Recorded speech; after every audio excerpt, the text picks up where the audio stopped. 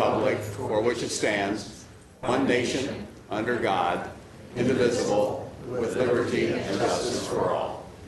Please remain standing for tonight's invocation. Skip Lindemann of La Cañada Congregational Church. Let us pray. Oh God, we thank you for this day, this night, and for the wonderful season of Thanksgiving. Help us to be thankful for where we live, for all that we have, and for wonderful representative government. Help us to do the people's business with equity and fairness to all, and with prejudice toward none. And help us to appreciate the high honor we have as elected officials, trusted by those who sent us here. Help us to be truly worthy of the people's trust and to be your faithful servants in all that we do. Amen. Thank you.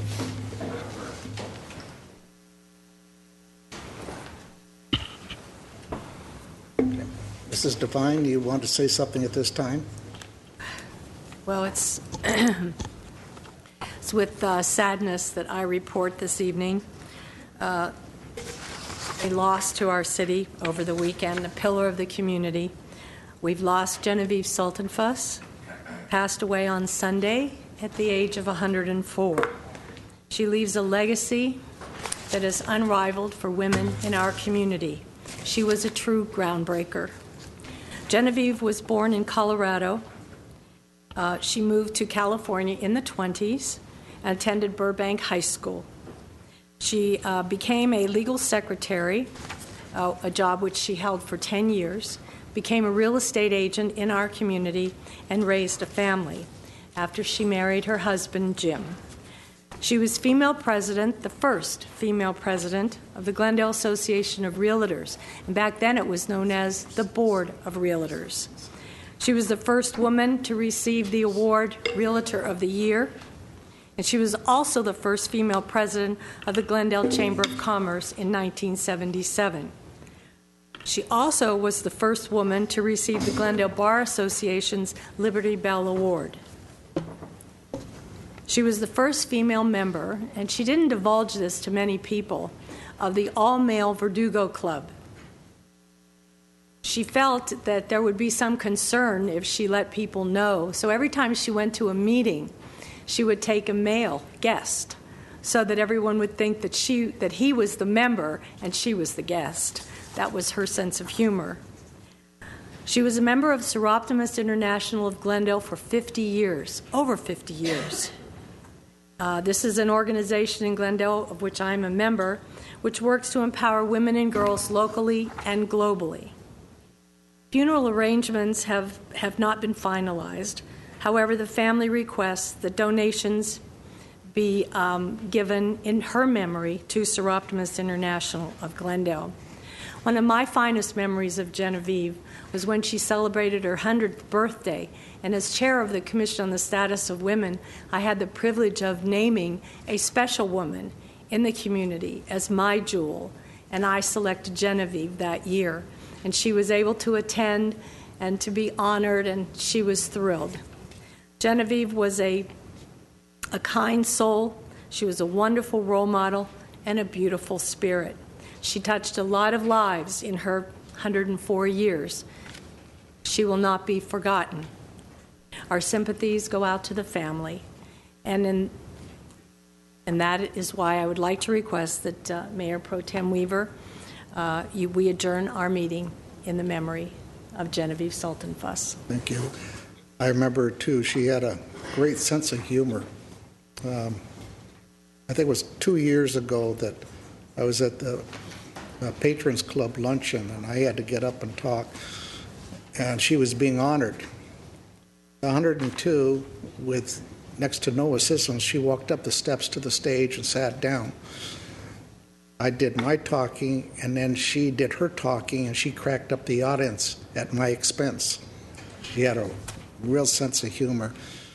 So I went to many events, and she said, "Yeah, I had my eye on you, Dave," and I appreciated her friendship, and, well, it's a great loss to the community, so I'd be honored to adjourn in her memory. And on that, to let you know, the mayor is still in South Korea, and it's my turn in the month of November to be mayor pro tem. That's why I'm running the meeting tonight. We'll be going dark for the next 2 weeks, so for the next meeting in December, 9th, Mayor Sinani will be back in charge. Okay, with that, what's next, please? The agenda for the November 18, 2014 regular meeting of the Glendale City Council was posted on Thursday, November 13, 2014 on the bulletin board outside City Hall. And we'll have no preview on the next council meeting since it won't be for 3 weeks. Boy, it's going to be nice. What is next, please? 3, presentations and appointments. Thank you. And the next? Oh, yeah. The agenda preview, we won't have. The proclamation 3B. Right? Proclamation 3B, proclamation designating the month of November 2014 as in-home care provider, workforce and National Family Caregivers Month. And who's here to receive that? Would like to come up?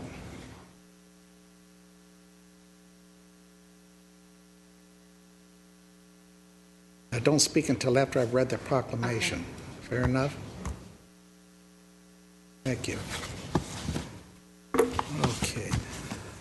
Whereas close to 145,600 home care workers in the county of Los Angeles, including over 11,200 workers who reside in Glendale, deliver quality and vital care to our most vulnerable residents, including seniors, adults, and children with disabilities, and by doing so save taxpayers millions of dollars each year when compared to more costly tax-funded institutional care.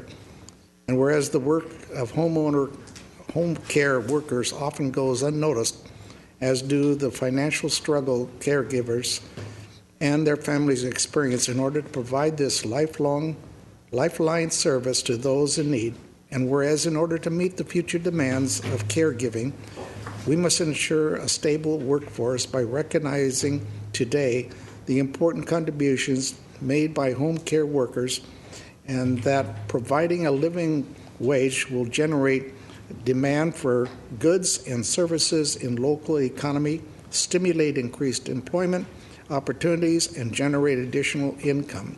And whereas after communities across California, including Los Angeles, San Diego, West Hollywood, Berkeley, Oakland, and San Francisco have taken steps to recognize the importance of creating a pathway to $15 as a standard to 50 workers out of poverty and revitalize communities. Now, therefore, I, Zari Sinani, Mayor of the City of Glendale, hereby proclaim the month of November 2014 as In-Home Care Provider Workforce and National Family Caregivers Month, and recognize that the City of Glendale stands united with home care workers, acknowledging the essential work and contributions they bring to Glendale and support their efforts to lift themselves and their communities out of poverty. And as we have an increased elderly workforce, there's going to need to be more caregivers for sure, including me. Thank you. I'll be needing them.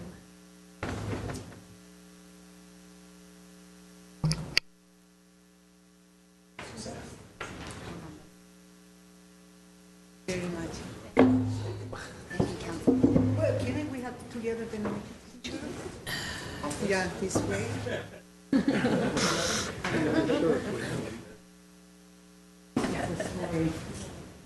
Photobomb it.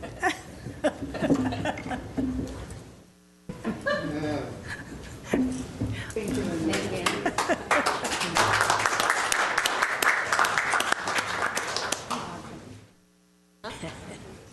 Thank you, Council Member. On behalf of ULTCW and the hardworking members of our organization, our members are here to thank the Council for recognizing their hard work and bringing dignity to their work as they go into bargaining in January. Currently, right now, our home care workers make $9.65 an hour. It's a critical piece of the work that we're doing to make sure that their work is dignified, is recognized, and thank you for the Council and the City of Glendale for recognizing that today. Thank you. Thank you. Just said we're getting an older workforce. People are living longer and longer and longer. And that means more caregivers are going to be needed for sure. Okay, what is next, please? 3C, nomination assignment for the Arts and Culture Commission. Councilmember Devine. Yes. Yes.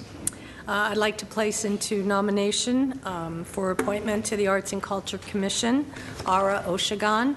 He's a local photographer who has shown an interest in being on the Arts and Culture Commission. I apologize to him for the short term, which he'll be taking on, but I'm sure he'll make a difference in the commission. Thank you. Is there a nomination Does it require a or second? a second? It's going to come back next week for adoption. Yes. Oh, this is just a... Yeah, it's just sorry, a nomination. Just a nomination. Okay, next, please. 4, consent items, including minutes. The following are routine and may be acted upon by one motion. Any member of council or the audience requesting separate consideration may do so by making such request before motion is proposed. I'd like to pull H, please.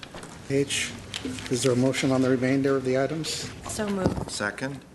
Roll call. Councilmember Devine, Yes. Friedman, Najarian, Yes. Mayor Sinanian, Mayor Pro Tem Weaver. Aye. Please read H into the record. H, Director of Public Works and Community Development regarding Metro Advanced Wayfinding and Guidance System Grant. H1, motion authorizing city manager to execute an agreement with the Los Angeles County Metropolitan Transportation Authority and direct staff to proceed with development of bid documents and determine sign locations to implement system. H2, resolution appropriating $694,026. Mr. Najarian. Thank you, Mr. Mayor. I asked this to be pulled just to highlight the good work that Metro does. It's not just buses and light rail systems and freeways, for that matter. This is a series of signs and wayfinding in the downtown region, which we've talked about for quite some time. As we will certainly experience increased traffic and congestion in the downtown region, these signs will hopefully make it a little bit easier for folks to get around and find parking spaces in and around the downtown area. It's about a $490,000 grant from Metro, which was a competitive grant. This wasn't just handed out, but Glendale's application went in, and it rose to the top. Don't ask how that happened. And we're kicking in about $210,000 as a matching grant. So you'll soon see these great signs and wayfinding signals throughout the downtown region. And with that, I would move 4H. A second. Roll call, please. Councilmember Devine, Yes. Friedman, Najarian, Yes. Mayor Sinanian, Mayor Pro Tem Weaver. Aye. Next, please. City Council and staff comments. Any comments? Mr. Devine. And yes, again. It was a very, very busy 2 weeks with Veterans Day and a lot of celebrations throughout our community. Congratulations to Glendale Healthy Kids on their 20th anniversary. The Valley Drive Church of the Seventh-day Adventist, I attended their 50th anniversary, Church on the Hill. And for Veterans Day, I attended 2 ceremonies. One was the 55th anniversary of annual celebration by Forest Lawn for Veterans Day, attended by, must have been 1,000 people, perhaps more. It was beautiful. And the Mountain View Senior Living Veterans Ceremony. They had a really nice, very kind of warm, a lot of veterans there from the community, and some even from the Korean War, and from one woman was from the British Royal Air Force. She had served with the Queen, Elizabeth, back in the day, so it was quite interesting. And also 3 fundraisers that I attended, which were for very good causes. First, for female vets, the YWCA We Carry On fashion show. Lori Hartwell had her Beat the Odds, the Renal Support Network for kidney transplantation, a fundraiser. Jack Black was in attendance at that. And the Patrons Club of Glendale Community College and the foundation hosted their scholarship luncheon, most successful. All 3 very, very good causes, and it was quite a busy 2 weeks. Thank you. Any other comments? Okay, Mr. Ochoa has. Yes, sir. You know that we recently competed for most business-friendly city in LA County for the large city category, and I'm happy and proud to report that we won. If you'll indulge us, we have a 2.5-minute video of the event we'd like to show. So if GTV6 could bring that up. Commitment to cost reduction includes no business tax, low property taxes, flexible zoning, community benefit districts, and business energy solutions. For major business project, the city deploys its concierge. Concierge, it's got to be a smart city if you can spell that word. Its service team, which includes economic development planning, building and safety, fire and traffic departments. Economic development is integral to the city's general plan, focusing on a diverse, sustainable, and growing business base. Customer service includes ombudsman service, streamlined permitting, a successful innovative film permitting concierge service, City of Los Angeles, and surveys to gauge business satisfaction. The city was the most business-friendly city in LA County finalist in 2008, 2011, and 2012. Ladies and gentlemen, congratulations to the winner of the 2014 most business-friendly city in LA County, the City of Glendale. Come on down.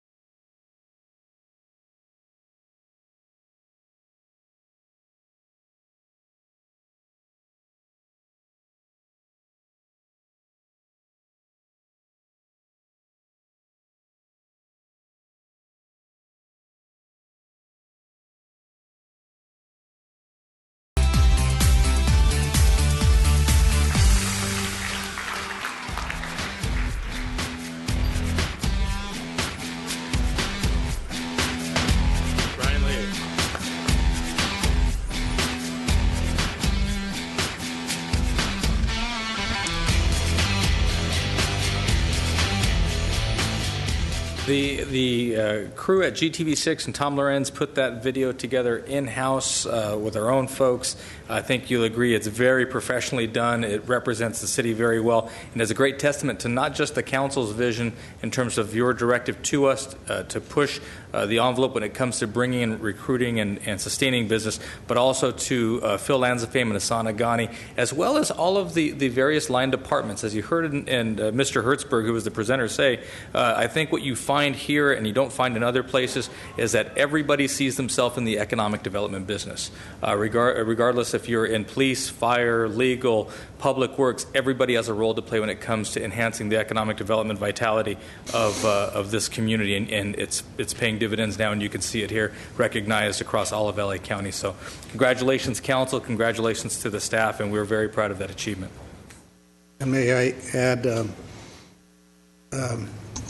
as this pertains to us and to the staff, again, we get people in here criticizing us heavily, and we ought to be driven out of office because we don't know what we're doing. But thanks to staff, police in this case, ninth safest city in the United States of America, over 100,000 population. If you look at the list, just about all the cities are suburban in nature. Now, they don't have a lot of crowd. We're a very urban city, right next to Los Angeles, very urban. And to pull down that rating is quite remarkable. In addition, Fitch, who does our bond rating, has given us a rating of A+ in both water and electric. We've maintained it. And the rating outlook has been raised from negative to stable because of what they see that staff and council has been doing in moving to the future. And then when I look at the last ratings we did, over 80% of the people in the city think we're doing a good job, all of us collectively, to run and manage the city for them to live in. And we know that people want to live here. And this is testament to everybody, even the community, with all the neighborhood watches and everything that they have going on. A lot of community activity and support of making this a great city. So that should not be lost on the people that want to continue to criticize, because they're in a minority, a very small minority. So those are great ratings. Thank you very much. Okay, next, please. Oh, you want to say something? Well, I just wanted to congratulate staff, because they are actually the boots on the ground that are doing all of this hard work. So thank you and congratulations. Thank you. And what is next, please? Community event announcements, 3 minutes long. Okay, first speaker is Norman Mamie. Norman, you're still here. Oh, wait. Band. You still with the orchestra business? Yes, we're doing a big thing on December 13th at the Alex Theater. Huge Christmas spectacular with a myriad of guest stars. But that's not what I'm here to talk about today. I'm the president of the Salvation Army Advisory Board.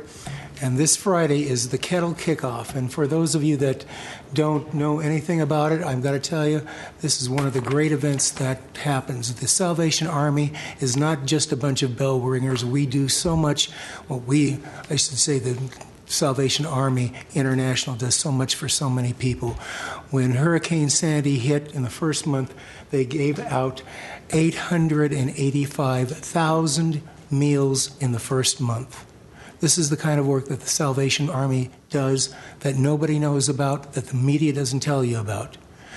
We are having our Kettle Kickoff this Friday. We need you there. We'd love to have the City Council there. You will have a great time. We've got some guest stars that are going to be there with us, and we encourage you.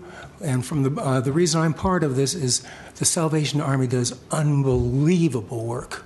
It just really, if you saw what the adult recreation centers do, it's incredible. I'm going to let Chief Scoggins speak for a moment.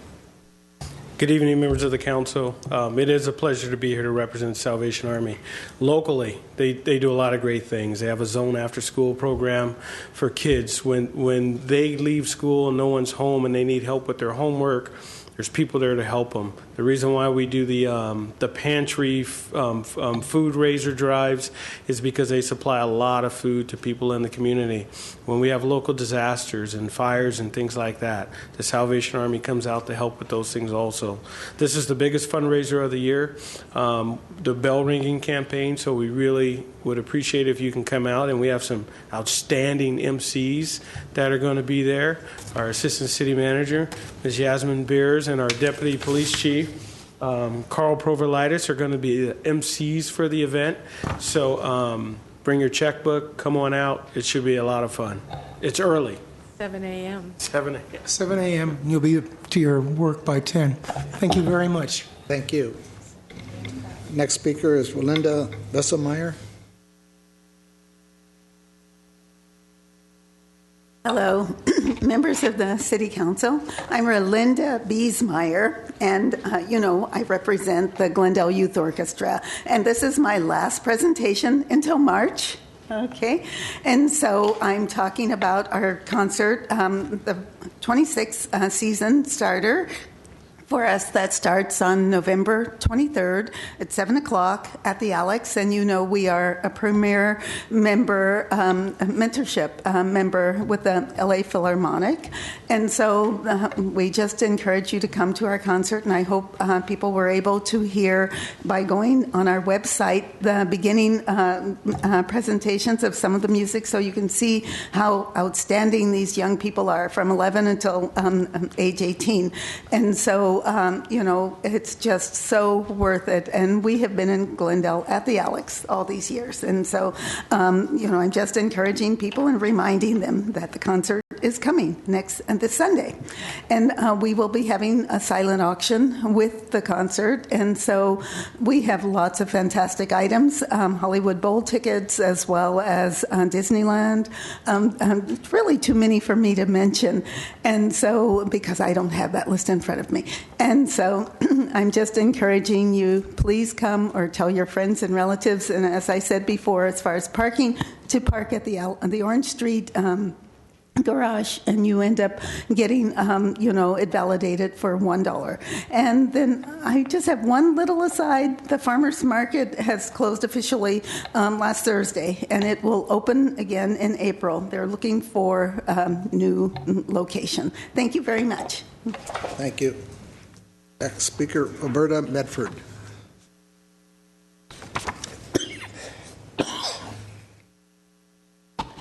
Good evening, Council, City staff, viewers. I am here representing the organization Glendale Beautiful to invite you to our Fiesta de las Luminarias. And I believe each of you got a handout or one of our little flyers. It is at the historic Casa Adobe de San Rafael, which is located at 1330 Dorothy Drive in Glendale. Come see the historic Casa Adobe in all its holiday splendor and enjoy traditional refreshments and entertainment. And I think at some point we're going to see a slide. Luminarias are, of course, the candles in brown paper bags, but they end up looking much better than that description. That decorates the house and the sidewalks. It's just a lovely event. The schedule is as follows. On Friday, December 12th, open house from 5 to 8 p.m. with refreshments. The entertainment will be a piano recital by the students of Jerry Keeling, and that happens at 6 p.m. Get there early if you want a seat. It's a small venue, and there will be a lot of parents for the piano recital. The next afternoon is a children's piñata party on Saturday, December the 13th, and that takes place from 1 to 3 p.m. And an important thing I need to note, because it's not going to be on the screen, is that the entertainment at that event is the Horace Mann Elementary School Folkloric Dancers. Chris Burt is their director. This is a lovely traditional Mexican dancing in the full costumes, and it's totally adorable, believe you me. And then afterwards, for the children only, will be the piñata party.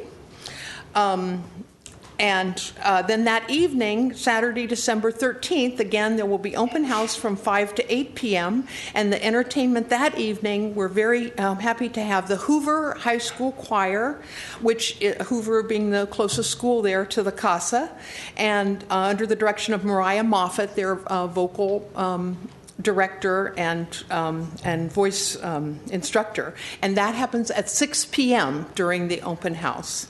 The next day, on Sunday, we will have our traditional afternoon open house at the Casa from 1 to 3, where many of us will be helping clean up and take down the decorations. So please, by all means, join us at that open house and help us clean up. We'd love to have you. I'm available for questions. Are you going to show the bottom part of the thing? Everyone knows where to find me if there are any questions. But please just mark your calendars now, December 12th, 13th, and 13th for the Fiesta de las Luminarias. Thank you. Thank you.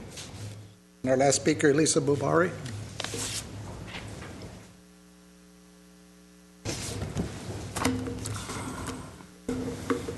Good evening, City Council members, staff, and viewers.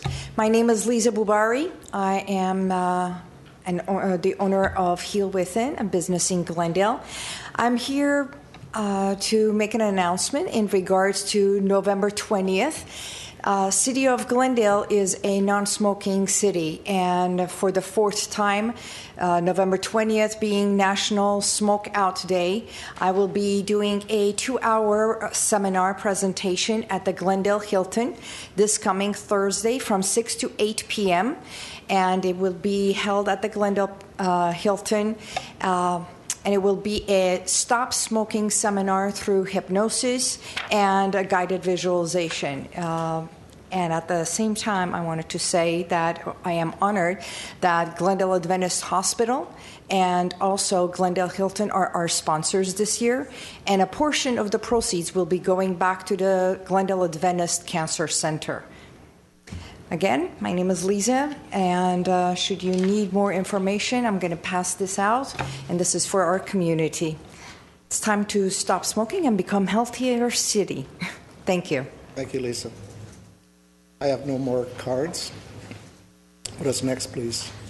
7, adoption of ordinances. 7A, ordinance amending section 1.10.030 and 1.10.060 of the Glendale Municipal Code 1995 pertaining to the Glendale Campaign Finance Ordinance. This was introduced on November 4th, 2014 by Councilmember Friedman. Okay, I have no cards. Is there any comments or a motion? I'll move the item. Would the city attorney maybe just want to encapsulate what the changes are, because it has been several weeks since? Sure. Mr. Mayor Pro Tem, Councilmember Najarian, these were mostly cleanup items to the campaign finance ordinance. The one, what I'll call substantive change, was to delete or remove the requirement that prohibited or capped the amount of contributions that a single donor could give due to changes in case law at the United States Supreme Court level. So that's the one change. Everything else were minor cleanup changes. And then we're also bringing additional items back to you at a later date. I will move. It's been moved. You want a second? I will second the item. Okay, roll call. Councilmember Devine. Yes. Friedman. Najarian. Yes. Mayor Sinanian. Mayor Pro Tem Weaver. Aye. Thank you. Next, please. 7B, ordinance amending section 1.08.070 of the Glendale Municipal Code 1995 pertaining to the elections. This was introduced on November 4th, 2014 by Councilmember Weaver. I can't move it. Would somebody else like to move it? I'll move that item. I have no cards. Is there a second? Again, Mr. Garcia, could you briefly state what that? Sure.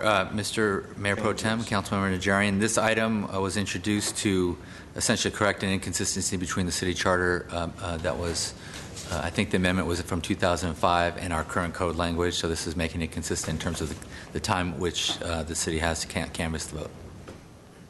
I'll second it. Okay, roll call. Councilmember Devine. Yes. Friedman. Najarian. Yes. Mayor Sinanian. Mayor Pro Tem Weaver. Aye. Thank you. Next, please. 8, action items. 8A, Director of Human Resources regarding industrial and non-industrial disability retirement determinations and appeal procedures. 8A1, resolution repealing resolution number 05-190. Mr. Ochoa. Yes, sir. Historically, we have generally used the City Manager's Office Management Services to handle the industrial disability procedures for public safety officers. However, in order to be in full compliance with statute and recent case law, we are basically recommending to you that you repeal that process and allow us to move forward with an administrative law judge process that would be fully consistent with the statutes as they exist. If you have any specific questions, Mr. Doyle and his team, and I believe Ms. Maurer, are here to address those if you have any questions. Any questions? I just have one question. In the staff report, it says that you conferred with the Police Officers Association, Firefighters Association, and what was the outcome of that? The outcome is what you see before you, ma'am. As you know, we have to meet and confer with the groups, and we have done that prior to getting to you tonight. So they're all in agreement? Yes, ma'am. Yes. Okay. Thank you, Mr. Doyle. I'll move 8A1. I'll second. Roll call. Councilmember Devine. Yes. Friedman. Najarian. Yes. Mayor Sinanian. Mayor Pro Tem Weaver. Aye. Next, please. 8B, Director of Human Resources regarding compliance with the Patient Protection and Affordable Care Act, also known as ACA. 8B1, resolution adopting safe harbors and authorized to create an ACA compliance manual and implementation plan. 8B2, resolution providing supplementary benefits and compensation of certain officers and employees and amending the Glendale Municipal Code relating to compensation and fringe benefits. Mr. Ochoa. Yes, sir. As defined under the law, we are an applicable large employer. As such, we have to have minimum coverage standards. What you have before you that Mr. Doyle can answer any questions for you are the elements of that essential or that minimum essential coverage, and then also whatever coverages are needed to maintain compliance with the new federal law as it unfolds. Any questions? I'll move 8B1. Second? Roll call. Councilmember Devine, Yes. Friedman, Najarian, Yes. Mayor Sinanian, Mayor Pro Tem Weaver. Aye. Thank you, Mr. Doyle. Is it AB2? Sorry. And yes. Yes. One and I'll two. move 8B2 as well. Well, it wasn't moved, sorry. No, you did those together. No, he just did AB1, so just for the record, if we can get the motion, please. Okay. I meant. Okay. I know what you meant. Second. Okay, another roll call. Councilmember Devine, Yes. Friedman, Najarian, Yes. Mayor Sinanian, Mayor Pro Tem Weaver. Aye. Thank you. Next, please. 8C, Chief of Police regarding expenditure of DNA capacity enhancement and backlog reduction grant. 8C1, resolution dispensing with competitive bidding and authorizing to purchase an extraction robot for the DNA laboratory. Mr. Cho. Yes, sir. When we were first setting up the Verdugo Regional Crime Lab, we made the conscious effort and evaluation of looking at multiple different types of providers of different lab equipment, settled on the Quiogen system and that apparatus, that array of equipment. At this point, we have a grant that we can use that would take us from 36 samples, being able to evaluate 36 DNA samples at once, to 96 DNA samples at once.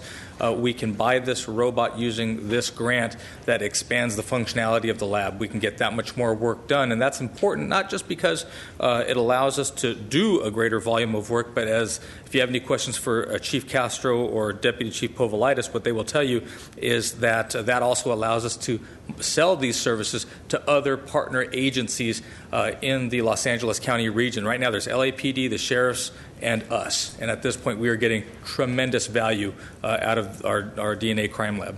People don't understand how lucky we are in Glendale to have that DNA lab in Glendale. Do we get priority? Glendale get priority on cases? At this point, sir, we create our own priority. Thank you. I'll move the item. I have no cards. I'll move the item. Second. Roll call. Councilmember Devine, Yes. Friedman, Najarian, Yes. Mayor Sinanian, Mayor Pro Tem Weaver. Aye. Next, please. 8D, Director of Community Development regarding denial of variance at 1229 Vista Superba Street. 8D1, motion denying variance and making findings in support thereof. I think we know what it's. Yeah, Mr. Mayor Pro Tem, this is findings from your hearing from a couple weeks ago. The only I would reference for the record is that Councilman Najarian was not present during that hearing, and so he'll either have to abstain, or if he watched the tape, he could vote on the matter if he wants. Did you watch the tape? Mr. Mayor Pro Tem, I will abstain from consideration of this Okay. item. Now what? There's only two of us left. It'll be majority of the quorum, so you'll just have to pass the gavel To him. to him. Symbolically, I'm throwing it to you. Is there a motion? So move. Is there a second? Roll call. Councilmember Devine, Yes. Friedman, Najarian, Abstain. Mayor Sinanian, Mayor Pro Tem Weaver. Aye. Next, please. 80, Director of Finance regarding first quarter financial report, year-end closeout discussion of potential parking tax and transient occupancy tax revenue measures. 8E1, motion to note and file the financial status report for the fiscal year 2013-2014 year-end closeout, the fiscal year 2014-15 first quarter financial report for the period ended September 30th, 2014. 82, motion directing staff regarding preparation of revenue measures. 83, resolution appropriating $854,702 to fund the first quarter budget adjustments to the adopted fiscal year 2014-2015 budget. Okay, now this one will take a little longer. A little bit longer. Mr. Choa.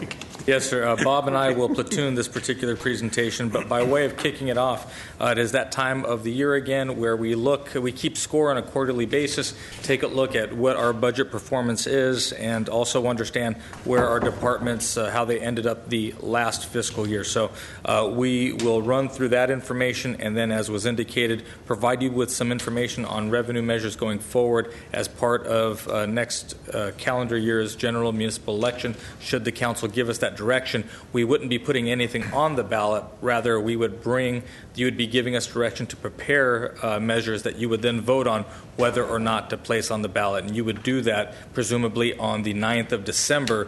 And if you were to direct us to put those matters on the ballot, they would appear in April of 2015. One final note before I kick it over to Bob is that in your staff report, we list the requested appropriation of $40,000 for a hourly position, a non-full-time position that would be used for council support. Two of our council members, as obviously you can see, are not here tonight. We are asking that we pull that $40,000, as you'll see. I believe it's still in the presentation. If not, just full disclosure, because it is in the staff report. We'll pull that and then bring it back to you when we have a full council. With that, I'll turn it over to Bob. Mr. Elliott. Mr. Mayor Pro Tem, members of the council, it's that time of the year when before Thanksgiving, when we give you our update. We do a preliminary closeout before we present the CAFR to you in December. But let me briefly run through the fiscal 13-14 results. Then we'll talk a little bit about where our fund balance is. And then we'll run through the first quarter of the year. And then, as Scott says, we'll talk about some revenue issues. So real quickly into the 13-14 year. We had a surplus of approximately $5.8 million. Revenue was about $5.3 million more than we had anticipated. Expenditures were $5.2 million less than anticipated. So all in all, a very good year. The departments held the expenses, and I'll show you the detail of that in a minute. Where that leaves us is pushes our fund balance from about $60 million to $66 million. With our reserve percentage going up to 37.9. Bear in mind our target, council adopted target, is 35% with a floor of 30. So again, to recap the numbers showing where our almost $5.8 million surplus was. Our actual revenues were $176 million against expenditures of $170. Detail by department or by the revenue sources, you can see where we came in terms of revenue sources. We had a very good year in terms of additional property tax. We had a reimbursement from the dissolution of redevelopment, the AB 1X26 in the property tax category. Our TOT was up a fair amount, about 5% more than we had anticipated. Building inspections and license and permits were way up, as you can see, by the percentage of 120. So all in all, our total revenues were considerably more than what we had started the year at, and even more than what we had revised our resources to be. In terms of expenditures, you can see the percentage by department. Where we ended up the year, all the departments were less than 100% or at 100% or less for their revised budgets. And you can see as throughout the year we did some additional appropriations, one being in the city clerk's office for the election. We had addition of the recruit class for fire along with some additional overtime. And then we had the retirement incentives that we had to appropriate. So all in all, we spent $170 million, or about 97% of the budget. As I stated earlier, this leaves us at a fund balance of about 37.9% as we close out the 13-14 fiscal year, total of about $68 million in reserve. Moving into the first quarter, on a revenue, whoa, that's expenditure. Went too quick. On the revenue side, there's not a lot of action in revenue in the first quarter. The majority of our revenue is backloaded in the fiscal year, so we don't get property tax until December, so on and so forth. So the 10% of our estimate that we received is about where we are. Actually, we're a little bit ahead of last year, which is a good sign. On the expenditure side, we have a number of departments that are over what a straight line percent of 25 would be if we're looking at it that way. Bear in mind there was some additional payments already for the severance that we had earlier this year. So a lot of the departments are slightly over 25%. We'll know more how that will end up during the year, but we expect to have savings from that as we move forward. We had some carryovers already for about $400,000 for unfinished projects. So our current revised budget is $182 million.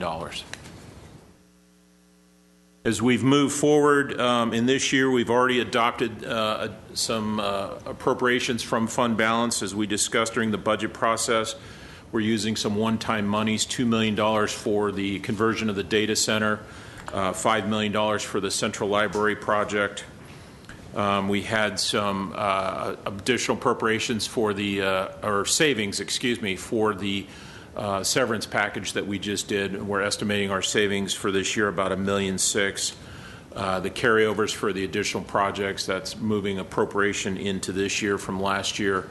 At the end of the day, we're estimating our moving forward for 14-15, our end of the year appropriation, or excuse me, percentage for fund balance would be 34%. Again, that's between the 30% floor and the 35% target.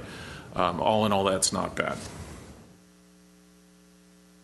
As we do each quarter, we show you what the cash balance is. This was a fairly critical thing as we move through the water rate process. The water fund is improving. We bottomed out at about a negative $23 million in the water fund. We're now at 12.5 negative, which is a huge improvement.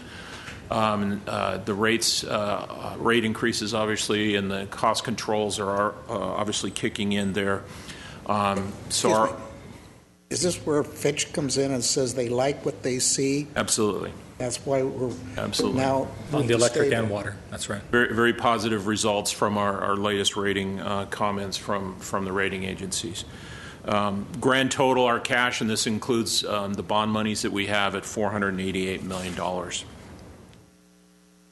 So with that, we move into our revised forecast. You've seen this format in the past.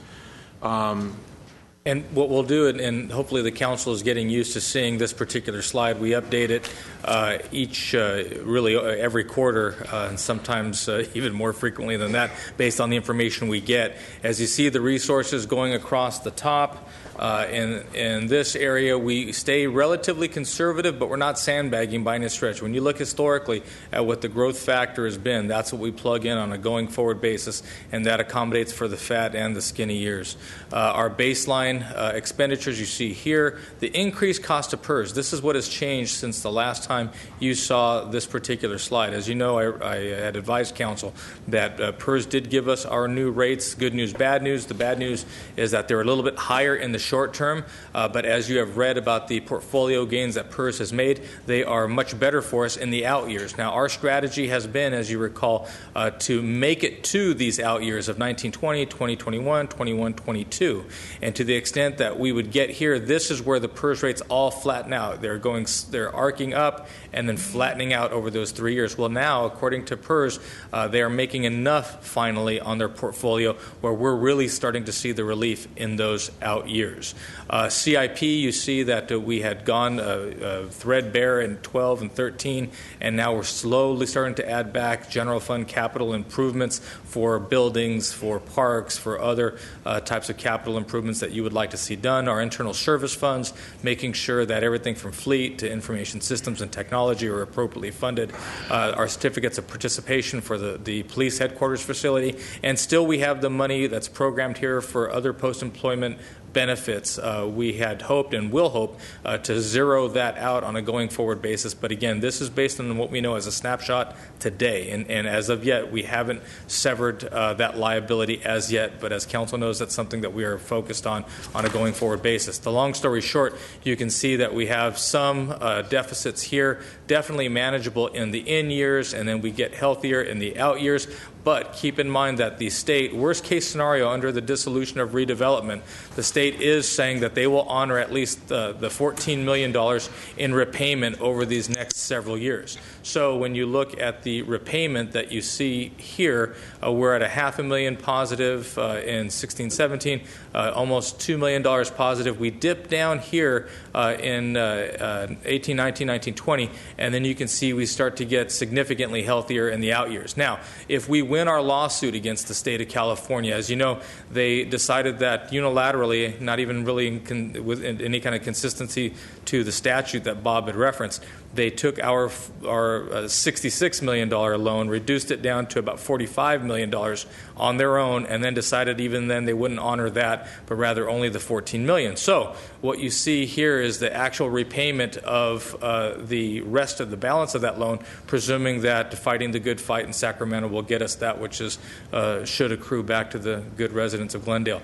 And thus, when you look at that, you see what happens along the very bottom line. So even in the real the real world scenario, we're stable and getting positive, and in the best case scenario, we're getting quite positive relatively quickly. Any questions on the 5-year? Which actually now is about a 7-year, but it's grown. We're optimists. So with that, let me just very quickly take you through our organizational profile. Again, the council's used to seeing these. Again, how we keep score. When we look at our total population from 13-14 to 14-15, our population almost 196,000 residents. You can see that we used to be, as Mr. Najarian has pointed out before, as early as 2005-2006, we were near 2,000 full-time equivalent employees. We today are about 1,584, but that's before the retirement incentive that Bob had referenced. After the retirement incentive and netting out those positions that we need to recruit back, like children's librarians, like an engineer here or there, we actually will be about 1,501 full-time equivalent employees, basically dropping about 25% of the workload. What does that mean? Well, we're down at this point in terms of the general fund versus all of our other funds, 890 full-time equivalent employees. You can see our total budget, not just the general fund budget, but the total budget, almost $833 million, almost $182 million, rounding up for the general fund. And here's kind of the tail of the tape. When you look at the residents served per full-time equivalent, we're serving more on an ongoing basis, more residents per full-time employee. And if you look at it just on the general fund, it goes the same direction. Total budget per capita, we're at about $4,200. The idea here is that we're able to demonstrate that we are wringing out as much value as possible for the tax dollar that our residents pay. When you look at the Tri-City comparison, because I think it is important to keep score and look at the market, because we don't have a stock ticker. All we can do is look at other folks that have best practices, and we try to mirror those and hopefully be a leader in our own right. So again, our population across the top, number of employees, our what will soon be 1,501 employees, to Burbank, which is almost half our size, a little less than 1,400 employees. Pasadena, which is about 66, two-thirds our size, almost 2,200 employees. You can see what that means per capita on the general fund. You take a look at what it means on the total budget. And when you look at here in terms of the number of residents served per FTE, we're at 124 versus 76 and 65. Again, we're doing more with the people that we have, and that bears out with our key performance indicators and our strategic goals. The idea here in terms of budget per capita, the tail of the tape here really is the amount of property tax under Prop 13 that they get to keep versus what we get to keep. But we've been making it do, and we will make it do, because this has been historically a very fiscally conservative town. Mr. Joe, I just talked earlier about how good this city is doing, how we're recognized. You know, even the police, one of the safest cities, and we have a lower per capita police force than any other cities around, any other city. And yet we're one of the top 10 safest cities in the United States. And people think about the people serving you, other than the staff that are here. They're doing a magnificent job. You know, and I wish there was a way to reward them a lot more than we are. You know what reward means, money. But we have to balance the budget. You know, we can only spend what we take in, and out of that we try to save some. But they're doing a bang-up job. All the awards we're getting, that's because of the staff that's out there doing it. Thank you, sir. I do have a question. Mr. Ochoa, can you tell us, I mean, we've really tightened our belts quite a bit, and we're down to 1,500 employees, but what's going on in Pasadena? They've got over 2,000, and yet their total adopted budget is almost 200 million, about 180 million or so less than ours. Do they have a source of funds that were not included in their budget? Well, I think when you look at the factors that contribute to what their revenue stream is, and most notably property tax, we get 13.5 cents on the dollar of our property tax paid here in town. I believe they are a little over 20 cents on the dollar. But that goes into their adopted budget. That goes into their general fund budget. That money all gets appropriated back. So how do they do that? I mean, are we missing something? We actually are fairly, when you look at the salary surveys, our employees are not paid as highly as employees around us. Now, as a matter of business, it becomes difficult for us to compete for talent. And I think that's also what Mr. Weaver is referring to. But I think the thing that has helped us to date is to the extent that we allow folks to innovate and try something new, they might not be able to do that in other places. I'll give you a very good example. Our police department, new police chief Castro, is challenging new time-honored ways of delivering service by reorganizing the patrol teams and condensing the number of patrol teams and putting those patrol teams on shifts where he needs them, on days where we have the most calls. You think that's kind of a no-brainer. Very difficult to do in a large public safety agency, yet in collaboration with the rank and file, he's able to do that. You have Chief Scoggins, who has innovated along with the rank and file, again, in doing a community paramedic program, things that other people look at and scratch their heads and say, how can Glendale do it with this few of people? And I know it sounds like we're tooting our own horn, but the idea is that we truly are getting tremendous value for the people that we have. Our land use mix, as you know, we are a bedroom community, historically have been a bedroom community. So outside of the Glen Oaks corridor, the Colorado-San Fernando corridors, and certainly in downtown, everything else, I think the mix is 80% residential and only 10% commercial retail and 5% industrial. These other cities are not that. They have tremendous diversity of land use that allows them to draw much more money. No, but, I mean, look at the total adopted budget. Let's just look at the general fund budget of Pasadena. It's 209. Mm-hmm. And they're supporting, in the general fund, full-time employees, 946. Could we support 946 with our general fund adopted budget? We couldn't. No, How not can based they on do it? No. How can they do it? They actually draw more money into their general fund. They have a broader tax base than we do. That's what I'm saying. In terms of their property tax, they've got an extra 30 million. Yeah, pretty much. Let's say. So much of if you think of the geography of Glendale, we're shaped like a top. And when you think about how much of that land area is usable and how much is hillside, mountainous region, there's really not a lot. But you think about how dense we are in some neighborhoods. You just did the CDBG action plan this afternoon to take a look at where the low-income census tracts are. So back to something, and they're heavily concentrated. Some parts of our city, some census tracts of our city are tremendously dense, as you know. So we have many, many more people, a much smaller tax base, and yet we still make do. Now, when you look at the adopted budgets, not just the general fund, keep in mind, as you know, a big chunk of that $832 million is GWP, and our utility is considerably larger than, say, Pasadena's, and so you'll see a little bit of disconnect in terms of the size of the overall budget. But when you look at the size of the general fund, and keep in mind, among cities, 2/3 of that general fund for an independent city like a Glendale, like a Burbank, like a Beverly Hills, Pasadena, Santa Monica, 2/3 is going to be public safety, just is. And yet we're still able to be able to pull these numbers. Okay. Thank you. That's another story for another day, but how we end up with 13 cents on the dollar and our neighbors are like 20 cents, so Burbank's on. 18. That goes way back when, into the 70s. Prop 13. 1978, it was just frozen. Where it was frozen because we were a conservative, in budgets. Our previous council members. Actually, it was higher at one point in time, but the ERAF.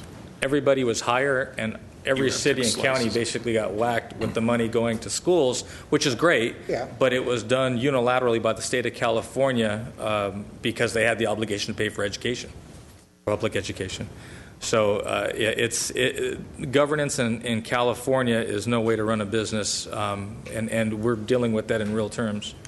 I will tell you, when you look at the breakdown, okay, where does all that 832, this is the adopted versus the revised, where does that go? 16% of it goes to public safety. Again, all sources, not just general fund. 61% for public utilities, transit. The idea here is that when people think local government, they're thinking public safety, they're thinking pipes in the ground, streets and roadways. What you basically are seeing here is that you, as a city council, are putting those dollars on the street. We have a tremendous, what you see is the increase from last year to this year that actually drives down the percentage just by way of a ratio, drives down the percentage on public safety. This huge increase in public works, utilities, and transit is all of the work that you see happening on Glendale, on Cañada, with GWP Water and GWP Power.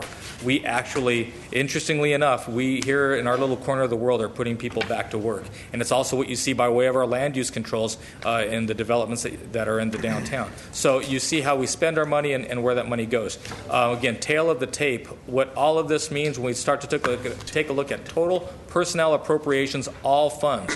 We set a target of personnel versus operating costs, all funds, no more than 35%. We're down at 32.3%. We're meeting our target for the 14-15 fiscal year. When you look at the general fund, we're not as good there. We're at 85%. We've steadily driven that number down to 77.4%. The idea, again, is that not all of our budget is going to pay for people, because at that point all we're doing is turning the lights on and off. We actually are trying to cost contain as best we can to make sure that there's dollars to be used for services for the community. We don't crowd out services, as you hear in many organizations and many jurisdictions. So the number going the right way, we still have some room to decrease to get down to that 75% target.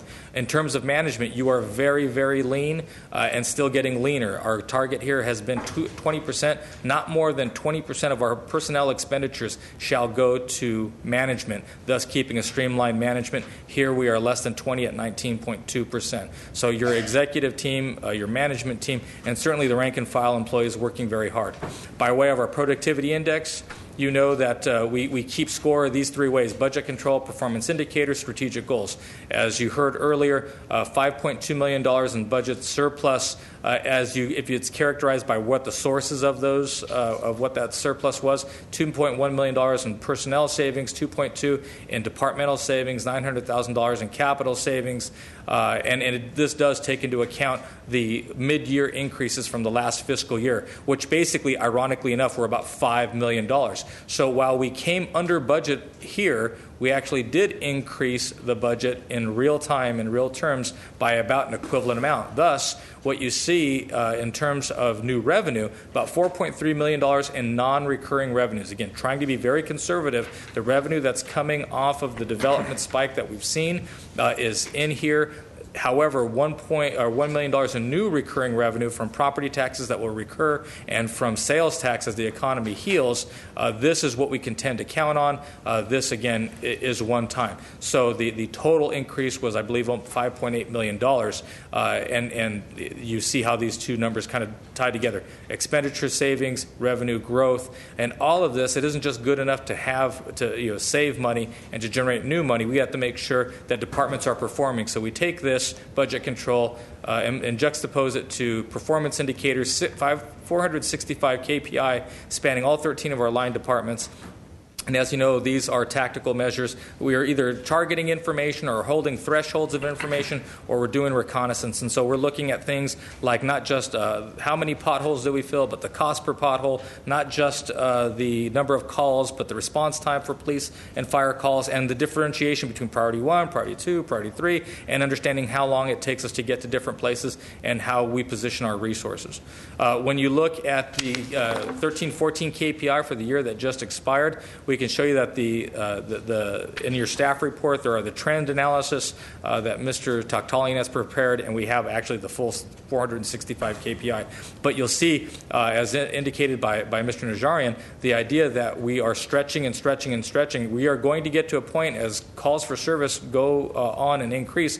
We have to both innovate, as you're seeing in your public safety departments, but possibly reserve those kinds of reserve enough funding capacity to increase the amount of resources that are put into some of these departments. We will be watching that very carefully. As you know, our goal was to get down to this fighting weight of the bare minimum number of personnel to provide the level of service, and then measure deviation from that. Can we sustain that 1,500 employees, or will we have to add back positions as time and budget allow? At the same time, we look at the strategic goals, the overarching goals, not just the tactical measures, but the strategic measures. 101 departmental strategic goals over those 13 departments. We look for attainment of at least 75% across those departments, and we hold the department directors and their management teams accountable for maintaining 75%. We dipped down to about 75% if memory serves last year. I'm proud to report this year, as we closed out, we were at 90% goal attainment, with substantial progress made on 60 out of 66. So again, we look at the idea of the expenditure, this is just general fund, budget expenditure against goal achieved, and the idea here is that when we take the budget control, the KPI, and the strategic goal attainment, that tells us how we're performing, and by way of a cost efficiency. Any questions on that information? Would you like some water? Mr. Mayor Pro Tem said to go quickly, sir. He's practiced the 5 Bs. Be brief, brother, be brief. Wait up. Does that take care of E1? Say again, sir? Does that take care of E1? Oh, on your agenda? I believe... The note and file? Note and file, yes, sir. Okay, let's do a motion on 8E1. Get that out of the way. Is there a motion on that? There's no questions. I will be happy to move 8E1. I'll second. Now, I have a card. Is it on this component that you want to speak? On the general? Yeah, general. Or is it on the new tax revenues? Oh, the tax. Have a seat. Is there a second? I second. Sorry, Harry. Okay, roll call on 8E1. Councilmember Devine. Yes. Friedman. Najarian. Yes. Mayor Sinanian. Mayor Pro Tem Weaver. Aye. How about 3? You want to make those recommendations? Then we'll tackle 2. I think at the end of this... You want to make adjustments. It's the last part. Yes. You want to show that? You want to do that now, Bob? Yeah, we can. Okay, go ahead. You want to go back to that slide? Or do you want to just go forward? Okay, I'm sorry. It was already taken care of? Okay, then. Okay. Then it was already in the previous part of the Can you presentation. just go back to that just for... Surely. I'm still 83. catching up with... I'm sorry, sir. There we go. Okay, so what are we doing with this 857,000? Adjustments. You see that there? 854,000. This is the separation / retirement incentive outlined in your staff report for grant-funded employees, where you cannot use grant funds for that separation incentive. So we would program monies out of the general fund, again, keeping it all very equitable. And then some minor position shifts from GWP back to Public Works as that department is being reorganized under Mr. Galanian, specifically bringing facilities, consolidating them alongside project management. Okay. I'll move 8E3. With the modification on the removal of the $40,000 for the management services item. So that's being removed. With that... On the 40,000. With that amendment. Yeah. Is there a second? I'll second it. Is that the one on the fiscal impact, the general fund? No, that's the adjustments. Yes, there you go. 854,000. Yeah. I had some questions. Surely. Go ahead. If an employee is grant funded or a position is grant funded, does the grant end and then they are gone, or why do we have to give them incentives to retire or to leave? Depending on what grant it is, it may be a grant that is recurring, but you cannot use those grant dollars for a retirement incentive or a separation incentive.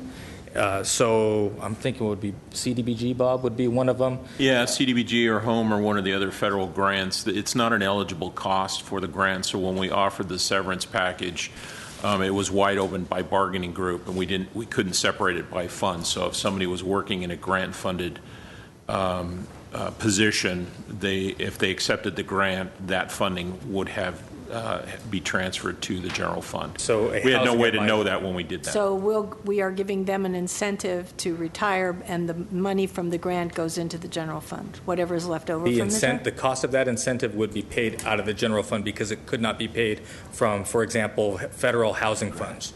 Those federal housing funds can only be used for federal housing purposes. Right.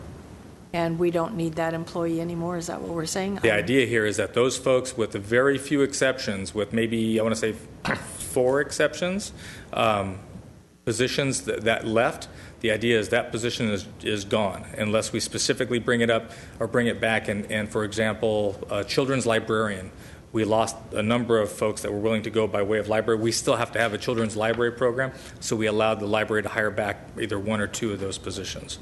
But generally speaking, of all the folks that took our incentive, those positions are not coming back. Okay. Are you moving all of these then? What about the public works, the transfer of bodies or people to from GWP to Public Works? Are those positions that are already, we losing those positions, or are we transferring bodies, or? Those positions were in GWP, not in the general fund. They're moving to Public Works. They will be part of the general fund. As part of a reorganization, we're moving the facilities folks, and as you know, we recently moved the project management function into Public Works out of CSP. Now we're moving facilities and consolidating, so we have just one facilities unit inside of Public Works. And the person goes, the body he goes with from that here to position there, along with his salary. Okay. And on the line items, there are 5 sums mentioned, and for jobs, services, salaries, and services, salaries and benefits, but you're saying there are 3 positions. So if you look at the line items, you have salaries and benefits $100,000, salary and benefits $21,000. Are those increases, or are those are you combining? Tell me what page you're on there. I'm on the last page, resolution. 883. Line items. It's last page. Are they salary increases, or are they new positions? Some of them are very low. One of them is $100,000. Are you combining those 5 into 3 positions, or are those actual positions that are on the? The resolution has the account numbers and where we appropriate the money from fund balance. We populate the different accounts where the expense would come from. So the 101 in the middle of the number there is the general fund, and then the 533 is the organization or the cost center where that salary will be expensed to. So we put that expenditure money in the specific accounts where the position will be charged to. So in the case of the facilities folks moving to Public Works, that accommodates all their salary and benefits going to Public Works, or being charged to Public Works. Okay, so we have to divide it up so we keep all the accounting accurate. So these amounts will just be consolidated into three positions. That is for those 3 positions, correct. And that's all the detail. We just want to make sure we have a record of it in the resolution when we do the appropriation. All right, thank you. And the last question is, I'm sorry, Councilman Najarian, you didn't move item 2? No. Okay. No, that's not. That's still for discussion. Yeah. Some other issues. All right, thank Okay, you. now? And you seconded the motion? I'll second the motion. Okay, roll call on 8E3. Councilmember Devine. Yes. Friedman. Najarian. Yes. Mayor Sinanian. Mayor Pro Tem Weaver. Aye. Okay. Now, the one that Mr. Hull is here for. Wait up. Listen to what they say first, then you can counter. And just by way of clarification, I think we had 86 folks take the incentive. I think that, and I'll defer to Mr. Doyle. Is that right? Plus. It was 80. Yeah, because there was another 14, wasn't there? Yeah. Yeah. So it was 87? 87. Okay. We hired 3 back thus far. And that's how you're getting from 1584 down to 1501. There's a reflection of how many folks we are allowing to be hired back. So those 87, looks like we're bringing back 3 or 4 of those bodies. The rest of them are just gone. Okay. When we start to talk about, was there anything else, ma'am? I'm sorry. Yeah. No. Excuse me? I didn't know if there was another question. I'm sorry. Well, go ahead and ask. Well, I was wondering when Councilman Najarian made his motion, did he move 1 and 2? Under the fiscal impact. Under the fiscal impact? That was my original question. No, I moved 8E1. He moved by the Yeah, 1 and 2 was not 1 and moved. 3 Or 2 was not moved. And then Two- 8E3. Okay, 2 was not moved. 2 is So still so out there. I have a question on 2, but is there? So this is, I'll do 2? Okay, 2, go ahead. Item 2 on the revenues? Yep, revenue stream. Okay. So here is kind of, again, tail of the tape. Glendale, Burbank, Pasadena, L.A. Property tax per capita, $239 for us versus $323, $313, $389. Again, reflections of property type in the assessed valuations, as well as the respective amounts that they get under Prop 13. And I think people have to understand, we don't get as much property tax revenue. You see it clearly. So we have to find other ways to make up the difference. We have more residents in this city. So that's the constraint we have to operate under. People say, oh, too much taxes. No, we're low on property tax, and we have to find other ways to generate the revenue to give you the services you want. Okay, go ahead. Under sales tax, again, most of our land area is residential, so outside of the downtown with the Galleria and the Americana, outside of Brand Boulevard of cars, and 1.5 Home Depots, we really don't get a huge chunk of sales tax from other locations. Is it still 1/2 of? No, it's not 1/2. We have the parking lot of the one in Burbank, so we do get some love there. But we do have our own Home Depot. But the idea being that again, per capita, we don't pull nearly as much as our 2 neighbors that have more space for those big power centers. Utility user tax is a bit more comparable. Hotel tax are the 2, and parking tax are the ones that we'd like to talk about. I go back, the UUT. What is happening out there in the community? Isn't there an attempt to eliminate the UUT by people in this city? We lose that, look how much more we lose.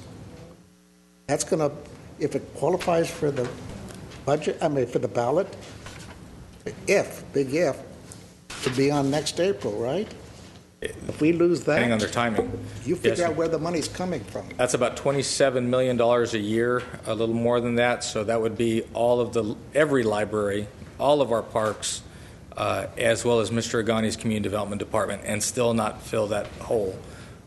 You get rid of that UUT, you're basically getting rid of police and fire and going county. Sorry, son. Hotel tax, our TOT, that's the transient occupancy tax. Anyone who stays in one of our hotels, they pay a 10% tax on that. That is locked in place by our charter. Any change to that has to be done via charter amendment. We are among the lowest, if not the lowest, at 10% as our bed tax, as it's called, versus anyone else here that we compete with. May I inject again? And the voters voted that down. People in Glendale voted it down, but they don't pay a penny towards it. It's people that come into the city. Why would you turn down free money coming from people coming into this town for business or whatever reasons? There's no logical sense for it. That's why at least we're going to talk about putting it back on the ballot again and try to explain better why this is a benefit to the city. Why should we be the lowest? We don't have a business license tax now, and we're the lowest on hotel tax. Where is the revenue coming from? Go ahead, I'm sorry. That's right. That we don't have a parking tax, and you see in terms of licenses and permits, council does well to make sure that we're not overcharging. So again, the notion of TOT, it exists in the code, it exists in the charter. This is just the definition of what a transient is. We're not talking about folks who may be homeless.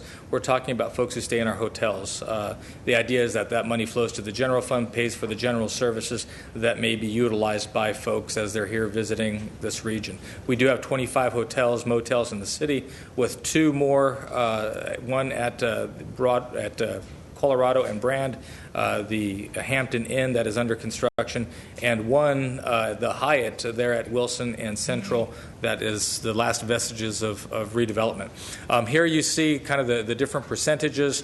The highlighted ones kind of show you where the immediately surrounding Burbank, Los Angeles, Pasadena, everybody's either at 11, 12, 13, 14. Some folks, as you see footnoted here, may have what is called a T-bid in terms of tourism, property, or business improvement district, or property-based business improvement district, and that all kind of accrues there. The idea is that hotels are there to help with business travel and tourism. But again, we are at that very low threshold. So when you look at what is being generated, 12.3 in Pasadena, 6.4 in Burbank, 3.9, paltry 3.9 by comparison. And again, I think that looks back at the amount of money or what the percentage is. So about 1% based on our volume that we have equals about $400,000 in TOT revenue. So as Mr. Weaver had indicated, when we went and polled the public and not explaining, just hit them cold with the idea of what is, would you be in support of a TOT increase, a 2% TOT increase. 60% said yes, but only 34% were strong yes, 18 then all the way down to a weak yes, 20% were a hard no. These numbers, as the consultant had advised us, these 2 numbers in particular need to be bolstered if this is going to have any chance in a general election. So you see here, it was strongly, probably, and undecided. We need to get those numbers up if we're ever going to have a shot at this. So what we are asking is that council allow us to prepare for your consideration on December 9th a ballot measure that you would vote on December 9th, whether or not to put it before the voters. You cannot raise taxes. In California, only the voters can raise taxes. And so putting this before them does require an action by you, but that is not the final action. Lastly, the issue of transient parking tax, or TPT. We do not have that. You saw the other cities that do, and some make a good deal of money off of it. Where the genesis for this particular discussion emanates from is under redevelopment dissolution. We are going to be required to sell the parking lot that the Americana parking structure sits on. Today, we generate about $225,000 to $250,000 a year as participation from that endeavor.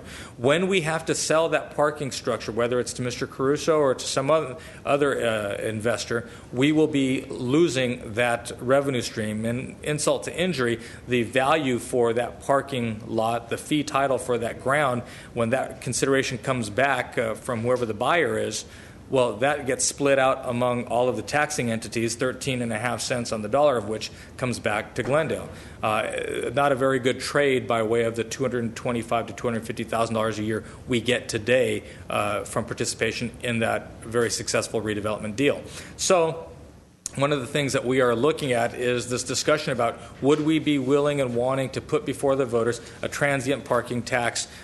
Here you see right now that these are the amounts of money that get pulled from the different agencies, with, of course, the Los Angeles and Santa Monica by far pulling the most. And you can see the different mechanisms, 12% on the gross receipts of the short-term parking, but they do exempt medical facilities there in Burbank. Gross receipts, 10% in Los Angeles, and then 10% on all parking facilities in Santa Monica. What you see here is a discussion of what if this were only in place in the downtown district. The Exchange parking lot, which we own, parking structure, the Marketplace, Orange Street, which again we own, Glendale Galleria 2, where there is some participation, The on-street meters, whether they're apart or they're not apart, you can make an argument that they should not be apart if the idea there is to turn them over. But again, if we're talking about $1 or $2 or $3, 10% would be 10 cents, 20 cents, 30 cents. And then other off-street parking lots in the downtown district. The total amounts with a 10% TPT would be $447,000, and 12% would generate $536,000, as opposed to a much larger number if this were citywide. The issue before you would be, if you direct us to bring this back to you, is this going to be a general tax or a special tax? Certainly I defer to Mr. Garcia as to the specifics there. The general idea, though, is that if it's a general tax that flows to the general fund and does pay for all of the general services, economic development being one of them, libraries, parks, police, fire, all that kind of good stuff being paid for it, that money would flow there. If you wanted to designate a special use, if this were only going to be used strictly for downtown types of purposes, only for the expansion of parking opportunity, only for some very specific segregated use, then it becomes a special tax and the voter threshold is 2/3. If you did want to move forward by way of next steps, what we would do is bring back a measure, a specific measure, highlighting the different nuances that you would like to see for your consideration on December 9th. And if you so passed it, that measure, then it would be a ballot measure April 7th, 2015. Just to clarify, make sure you understand, all we'd be doing tonight, if we said to do it, is give direction. It's got to come back expanded as separate items for discussion to decide if we want to do it. It's for another day. All we're doing right now is say, well, maybe, maybe not. So don't anybody get any impression if we give direction that we're buying into it tonight. No way. We're just giving direction. We want to see more. Give us more information. What are the different alternatives on what kind of tax it is? So that's all we're trying to look at here tonight. I don't want anybody to get confused. Oh, the council voted for this additional tax. No way. Right? Yes, sir. Okay. And I'll be quiet now. That's it. That's it. I had my say already. I have a question. Go ahead.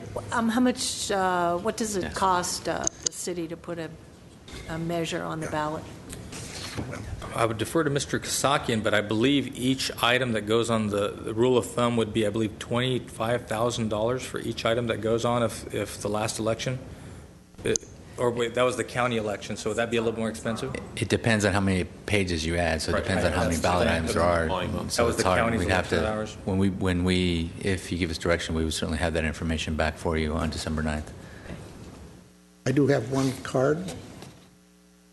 Mr. Hull, now's your turn. Peter Weir, want to come up with you? You do. Glendale Arts. Thank you. Your name for the record. Thank you. Harry Hull. I'm the chairman of Glendale Arts, and with me is Peter Weir, the vice chairman of Glendale Arts. Great to be here with you tonight.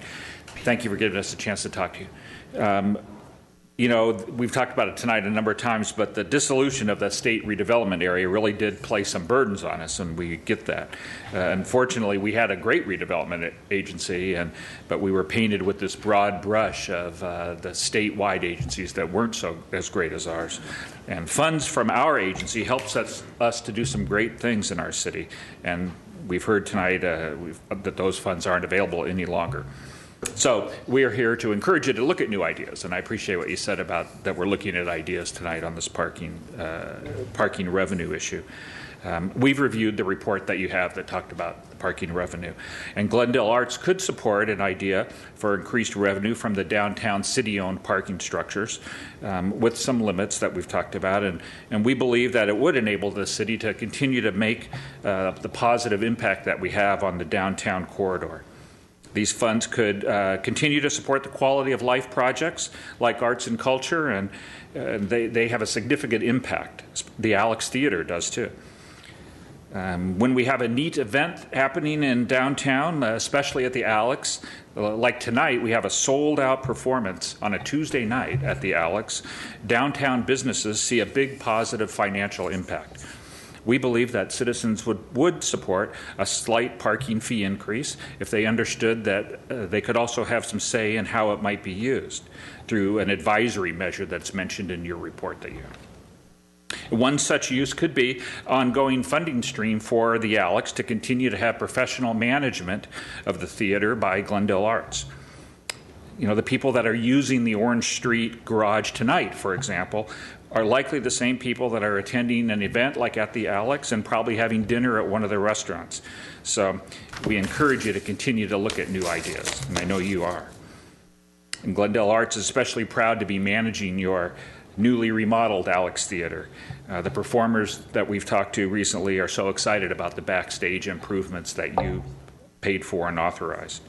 And we're proud of the shows that we put on at the Alex, and we're proud to be contributing to the downtown business environment and the quality of life in our city. So we're encouraging you to keep looking, and good luck. Thank you. Thank you. Nothing else? No, that's it. Okay, thank you. One question. If we give the direction on these two items, you come back to us, okay, when do we go out to the chambers of commerce, the homeowner groups and everything? Would that be after that? Because we should get that input, or we're going to get slammed by the chamber and other groups, sure.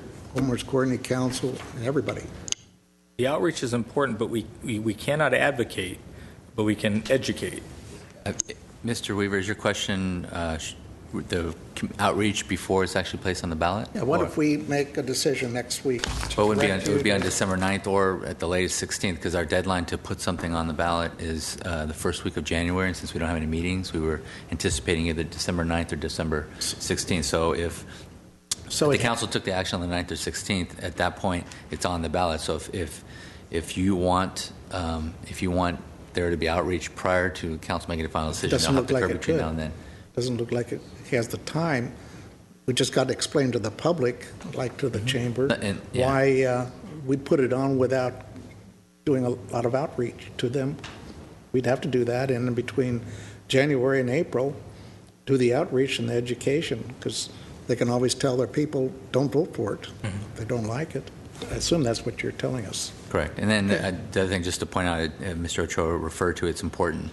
Once it's the council, if the council were to actually vote to put this on the ballot, at that point, the city itself could not engage in advocacy for that measure, meaning we could not spend city funds, city resources, city facilities to advocate. We can put information out about the effects of it, how much it would raise, what it could be used to fund, but the use of city facilities or city resources could not be used. However, any council member, that's what I want to know. Is we can free to talk about it, off city property and whatnot. Okay, so that would occur. Okay, question. We're going to be dark for the next 2 weeks. We give you the direction.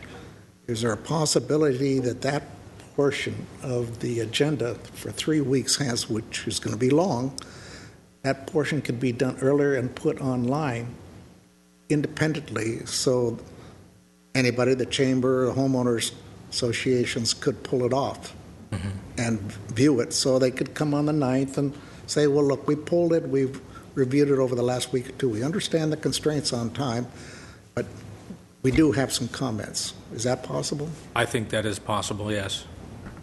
That'd give at least a little opportunity for feedback, and we can, through the city, we can call the threshold for the transit occupancy tax?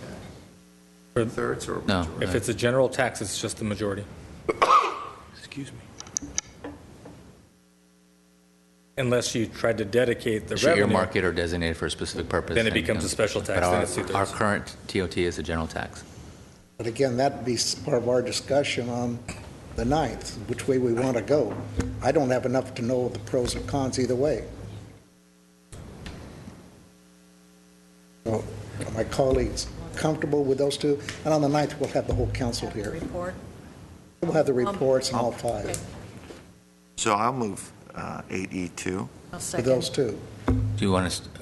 Okay. So the motions were the motions are to direct us. So what you're directing us is to prepare them, and then we'll have the full discussion. Parking and TOT. As we go, I guess we'll leave the amounts blank, or do you want to at this time provide us any direction on that, or just have the discussion with the full council? Just have Leave it blank. Yeah, leave it blank. All right. But try to get it out to the public and advertise it out to the public online so they know. You know, some of these things, we get them on Friday and the reports on Tuesday, and nobody has enough time to react. This is important to the public. Yes, sir. Another comment? Roll call. I'm sorry, just because it'll be a lot of work, because we're, especially as it relates, for example, the parking tax, as far as what we're shooting for, what we're bringing back. As Mr. Ochoa had indicated in his presentation, it was either the citywide parking or the specific area. We could bring back those two as the options, but that'll be it, because we're just sort of, we can't bring back every single option. But council would, between those two, council would have the authority to say no to all of it, yes to a citywide, or yes to some limited. Well, I don't even know which way I'd go. Just go for the 16th? I think it's probably better to shoot for the 9th, and then if we have carryover, if we can't, council can't come to the conclusion on the 9th, then we can come back on the 16th. Okay, just so the public has a chance to look. I mean, we have two heavy agendas, as I'm being told, on the 9th and the 16th, just before Christmas. So, you figure out which date, but we'll all be here for those two meetings. The 9th is ideal. It is. That's where we have a full council. But do your best. Okay. Motion's been made. Roll call. Councilmember Devine? Yes. Friedman? Najarian? Yes. Mayor Sinanian? Mayor Pro Tem Weaver? Aye. Thank you.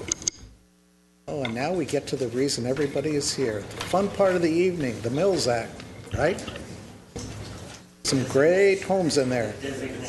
Designation. Hallelujah. That's good. Okay, we have 1, 2, 3, 4, 5, 6, 7. See? 7. So we're gonna try to do this without taking an hour or two to do it.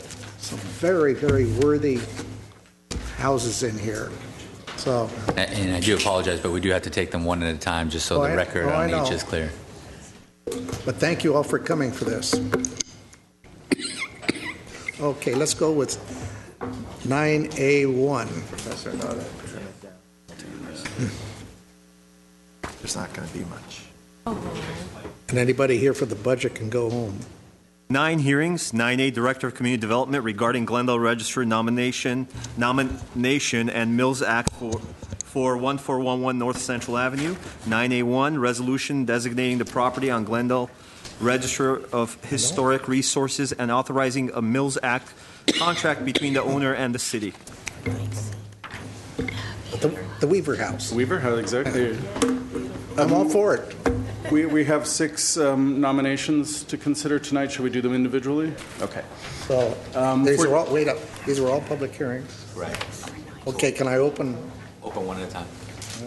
Okay, I'll open the first one first. Okay, 1411 North Central, which we propose to be named as the Weaver House after its original owner, which was our policy. Any relation?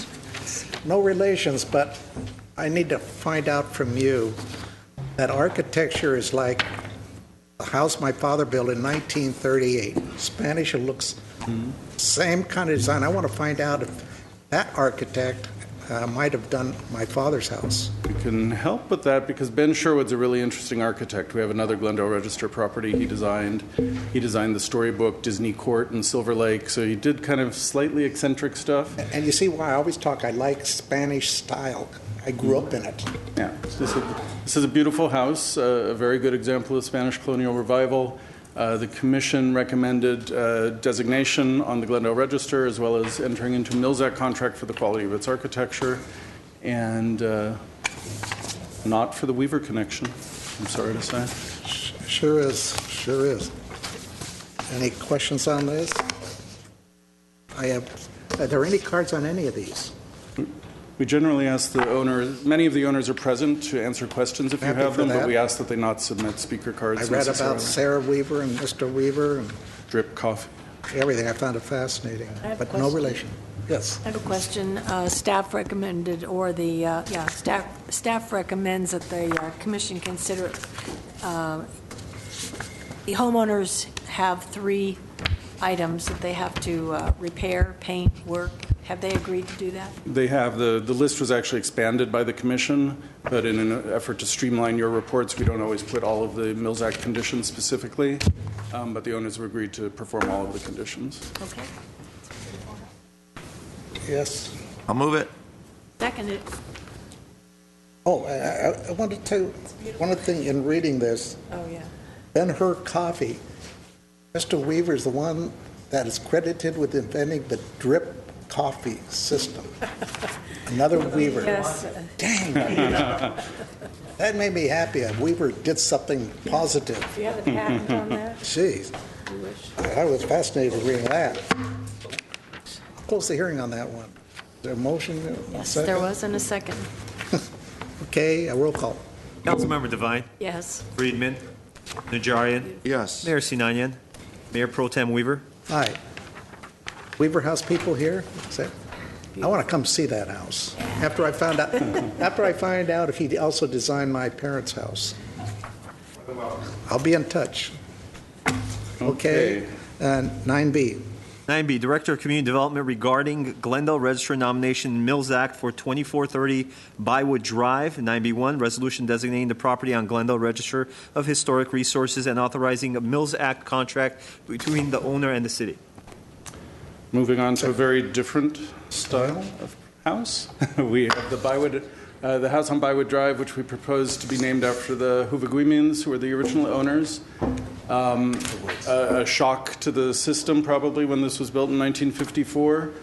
It's about as minimal as a house can get, but that's exactly why the Commission felt that it was an important representative of the the history of architecture in Glendale and how styles have changed over the years and how different neighborhoods accommodate them. What is especially interesting about this house, it's the only known work in Glendale by Buff and Hensman. They're a very important firm for people who are into architecture in kind of the modern movement in Southern California. And the owner of the house has agreed to the Mills Act conditions, which are going to bring it back very much closer to its original appearance. Okay. I will move it. Second it.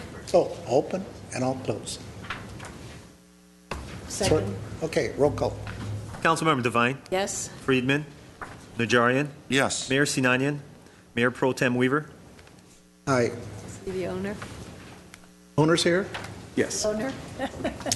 Glen Oaks Canyon, right? We'll be by. I know the area. I live there. I'm keeping on. Okay, 9C. 9C, Director of Community Development regarding Glendale Register nomination for 141 South Cedar Street. 9C1, resolution designating the property on the Glendale Register of Historic Resources. Thank you. And I'll open the public hearing. Okay, with this property, we shift gears once again. This is actually a city-owned property, and we're excited to be moving forward with the initiative that the city's undertaken to nominate and ultimately designate historically interesting and important properties owned by the city. Recently, last year, we designated Municipal Services Building. This will be the second of the recent campaign, and we have a list of properties that have been approved by various departments that we're going to move forward with over the coming years. This was actually the nomination for this property was prepared by Historic Preservation Commissioner Arlene Vidor, so it shows the Commission's interest in actively working on projects like this. She sent a nice email into all of us about it. Yes, I'm glad you have that. So. And this is a craftsman-style house that was originally proposed for demolition when the city was developing what was then called Cedar Harvard Mini Park. Through the public process, the city became aware that this was not only historically important but also important to the community, and made the decision to save the house and incorporate it into the park. It's used as a health care facility, behavioral health care and counseling for at-risk youth, so it's kind of a great public use of a publicly owned project, and it also serves as a centerpiece for what's now called the Glendale Heritage Garden. And the design of the garden and the landscaping were designed specifically to kind of incorporate the Craftsman era look and really make this building part of the park. So we think it's a great success. This obviously is not eligible for the Mills Act because it's city-owned, so it's just a Glendale Register nomination. Good. Okay, I'll close the public hearing. I'll move this one. Well, I remember it a little bit differently. I remember, for all you historical preservationists out there, I remember putting my foot down and insisting that we save this from demolition for the park. Clearly, council followed that suggestion, and I'm happy to see that it's here. For all those who don't think I have a historical preservationist bone in my body, that was one that I stood up for. I will second the motion. Thank you. Thank you for saving it. Roll call. Councilmember Devine. Yes. Friedman. Najarian. Yes. Mayor Sinanian. Mayor Pro Tem Weaver. Aye. Okay, next, D. 9D, Director of Community Development regarding Glendale Register nomination and Mills Act for 105 West Kenneth Road.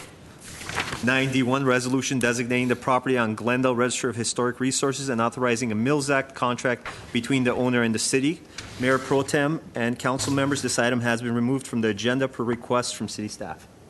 Oh, it's been removed? Yeah, it was at the request of the owner because we have to work on some issues with the Mills Act conditions that just came up as of a couple of days ago. So we weren't comfortable bringing it forward this year. So they withdrew the nomination. We're going to bring it back to HPC and discuss the conditions, and hopefully they'll be renominating it next year. And you should note that we try to keep our Glendale Register numbers in sequence as the nominations come in and get designated. So we'll be revising the resolutions to accommodate the new numbering system. So the rest of the numbers that you're going to see for the Glendale Register are one higher than they should be. So I'm sure it's a great one. The architect went to USC. that was the last one. So at 1106 Rossmoyne, we're proposing the designation of this beautiful Spanish colonial revival house. Wait. Got to read it into the record, James. I'm sorry. Read into the record. I appreciate your Director. I like your pace. 5 Bs. Okay, read the 9E, record. Director of Community Development regarding Glendale Register nomination and Mills Act for 1106 Rossmoyne Avenue. 9E1, Resolution designating the property on the Glendale Register of Historic Resources and authorizing a Mills Act contract between the owner and the city.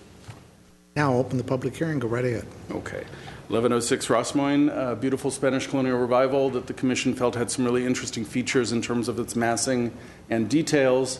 We're proposing to name it after Samuel and Beth Ella Peterson, which is a longer name than usual, but we discovered we have another Peterson house designated years ago, so we had to distinguish them. This was is recommended for designation for the quality of its architecture by the Historic Preservation Commission. Okay. Discussion? I will move the item. Second. I'll close the public hearing. I'm going so fast. That last one, another reason I liked it, he was in the Seabees, a station in the Philippines where my wife came from, and I was in the Seabees. So I look for that one to come back again. Okay. But on this one, roll call. Councilmember Devine. Yes. Friedman. Najarian. Yes. Mayor Sinanian. Mayor Pro Tem Weaver. Aye. Thank you. 9F, Director of Community Development regarding Glendale Register nomination and Mills Act for 1663 Grandview Avenue. 9F1, Resolution designating the property on the Glendale Register of Historic Resources and authorizing a Mills Act contract between the owner and the city. Okay. Go right ahead. I have personally been waiting since I've started working for Glendale for this house to be nominated and designated, hopefully. It is the former home of Casey Stengel and his wife Edna. It was built by her father, John Lawson, who was a city council member, mayor, founder of the Valley Federal Bank, of which Casey Stengel became a member of the board for a number of years. What's great about Casey Stengel is even though his entire career was spent on the East Coast playing ball and also managing the Yankees for the greater part of his career, he was regularly connected to Glendale. So when you read about Stengel, there's a lot of connections between him and this house. And the current owners who nominated recognize that and want to celebrate the Casey Stengel connection. The house it's a Mediterranean revival house. It was built in 1925. It's in one of our historic districts, but it really is significant because of this association with both Lawson and Stengel, especially Casey, I would say. So we're recommending that it be called the Lawson-Stengel House. For those of you who can't visualize Casey Stengel, I threw together these slides, various points in his career. I haven't done the research. I don't know if anyone else associated with Glendale has been on the cover of Time magazine. So if anyone knows, that would be great to get a little collection of that together. Here's a parade down Brand Boulevard when Casey and Edna were coming home. And here's a picture of one of your former colleagues at the dais, John Lawson. That was Edna's brother. I thought it was her father? No, wait. No, she campaigned to get him elected to city council. Okay, I'll have to read our own staff report better. Well, maybe I'm misconnecting. You remember that? But one of the family, his sister campaigned for him to be elected. Okay. There's a connection, but we should run these things by you before we.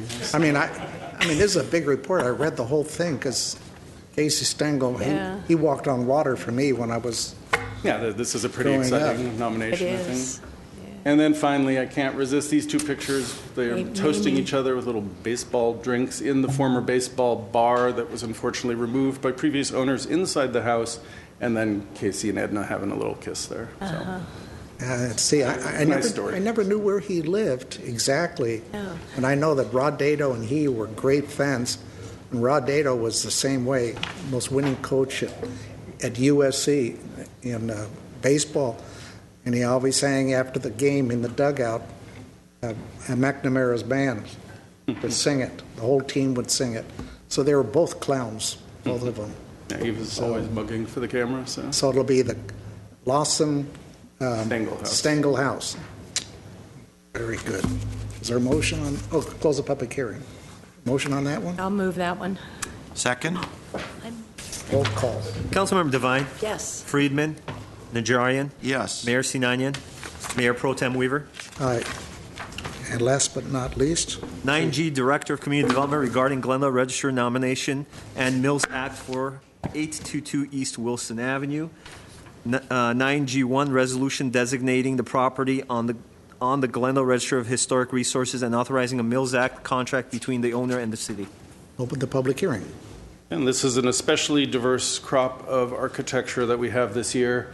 And this is another house that, because this is on my daily commute coming into work, I've always looked at it and said, this is a landmark. Hopefully it will get nominated. And the recent owners who bought it not long ago have nominated it. And it's a fascinating house because it's one of our only examples of this kind of transition from the Victorian era to the Craftsman era. So it's not as elaborate as the Doctor's House or the Good House, but it's definitely got more going on and kind of different form and style than our Craftsman houses. It's in really good condition. There's a lot of original material and integrity on this house. As with most of these other properties, there are several Mills Act conditions that the Commission placed on the Mills Act contract, which the owners have agreed to perform. And this is a 1902, so it's just entering the 20th century, but definitely before the city was founded as a city. And it's a pretty exciting nomination also. Yeah, didn't it used to be considered right next to the downtown part of Glendale? Right, this was like Until Mr. first- Brand got it moved down to Brand and Broadway. Yeah. I drive, like you, I've driven by that for 18 years coming here, and I said, God, we got to save that one. Hope the Historical Society, whatever, goes after it. I think they helped. They talked to the owners and helped get this nominated. I'm happy to see that one. Happy to. Close the public hearing. Any move? I'll move the item. Second. Roll call. Councilmember Devine. Yes. Friedman. Najarian. Yes. Mayor Sinanian. Mayor Pro Tem Weaver. Aye. Boy, I'm happy to get all those houses Congratulations. protected. That's a great night's work. Okay, what is next, please? 12, oral communication, 5 minutes. Discussion is limited to items not a part of this agenda. Each speaker is allowed 5 minutes. Council may question or respond to the speaker, but there will be no debate or decision. The city manager may refer the matter to the appropriate department for investigation and report. Okay, first speaker, Joey Rauba.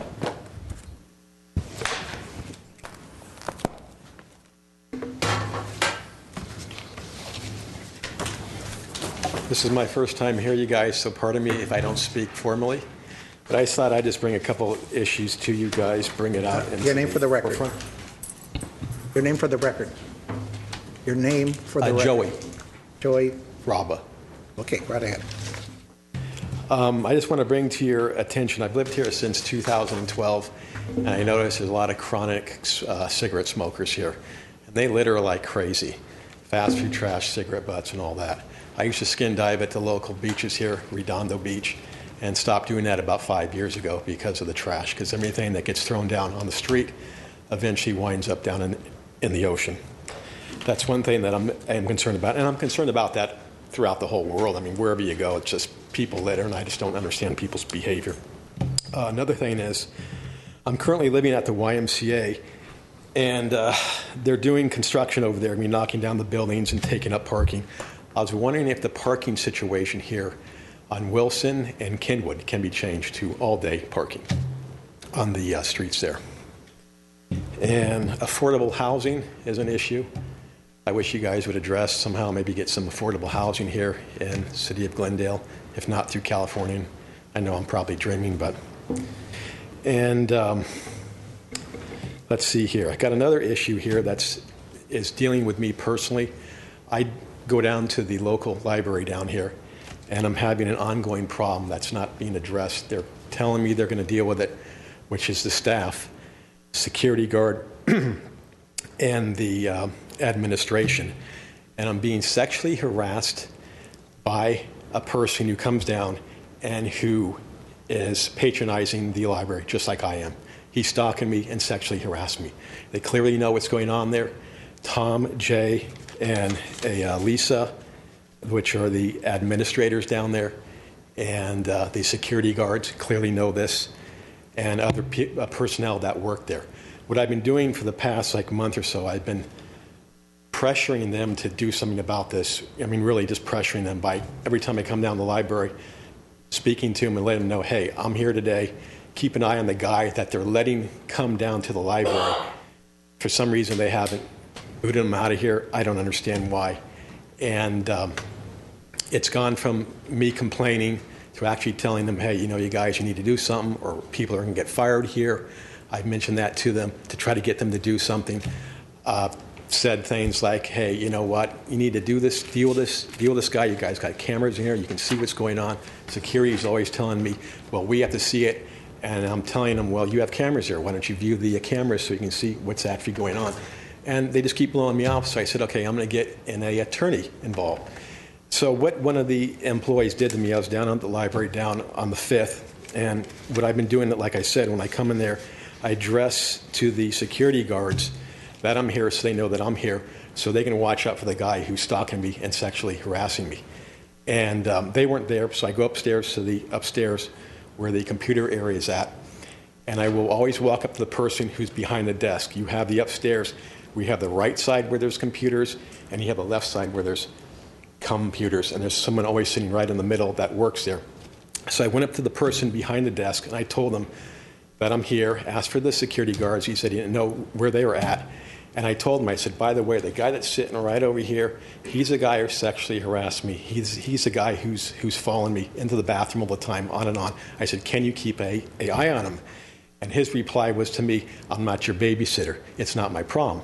So again, I asked to speak to the security guards. They're nowhere to be found. So I said, okay, I'm going to go sit over here on the computer. When they come around, would you send them over to me so I can tell them I'm here so they can keep an eye on the guy who sexually harassed me and stalking me? They never came over. So when the library closed, I walked up to this guy that made that comment to me, and I said to him, you're being unprofessional. And then I said to him, why don't you go and get some therapy for your behavior towards me?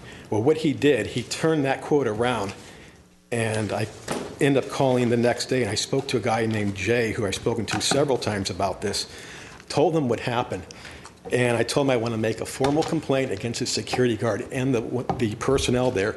He would not give me a name of the person that worked there, would not give me a name of the security guard there.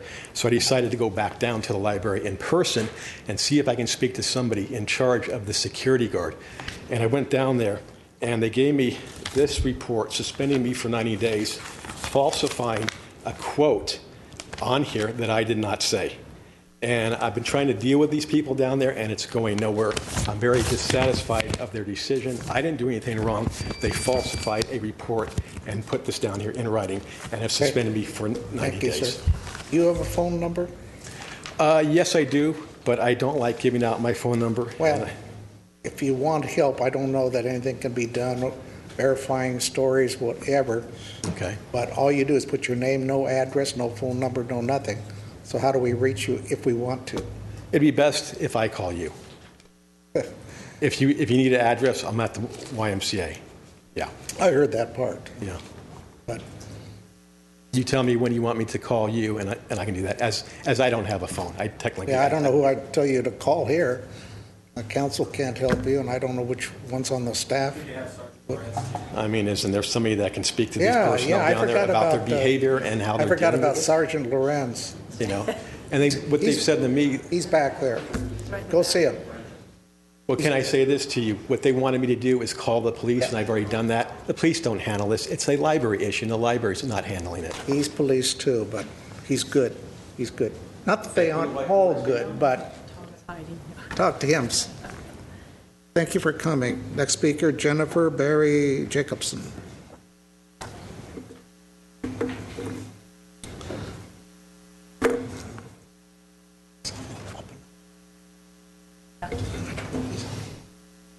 Good evening.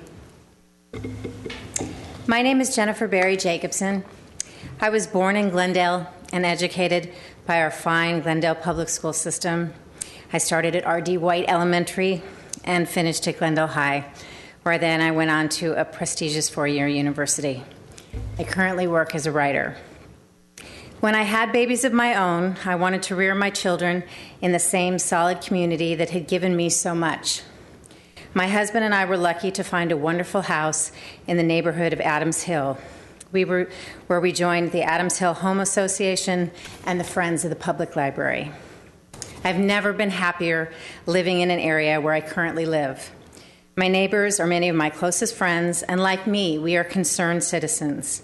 We garden, we send our children to public schools, we vote, we participate in civic community, we pay our taxes, and believe in this particular community of Adams Hill. All of us have bought homes, have young children, and are planning to stay for a long time.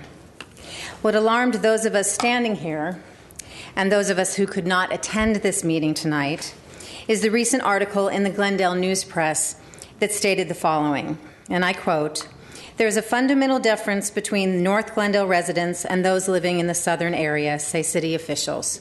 80% of residents are renters and aren't as involved as members of the Homeowners Association."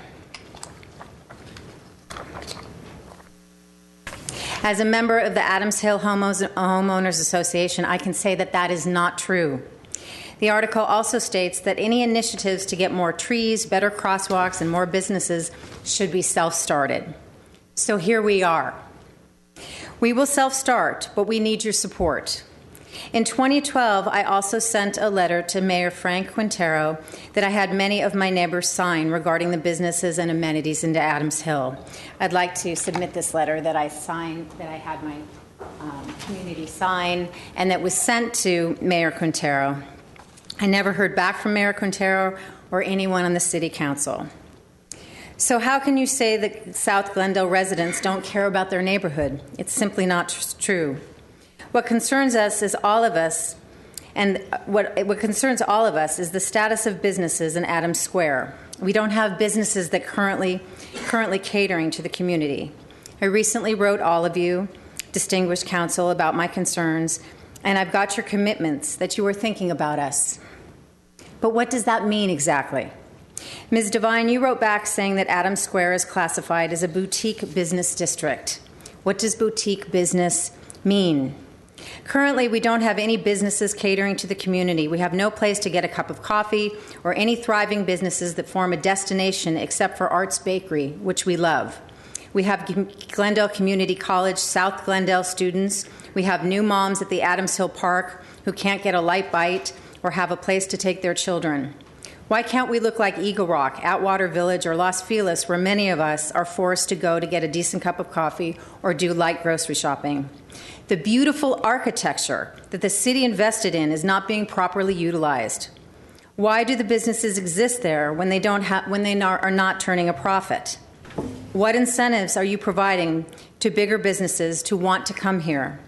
Parents and students at John Muir are needing support from local businesses to help them maintain a cordial neighborhood.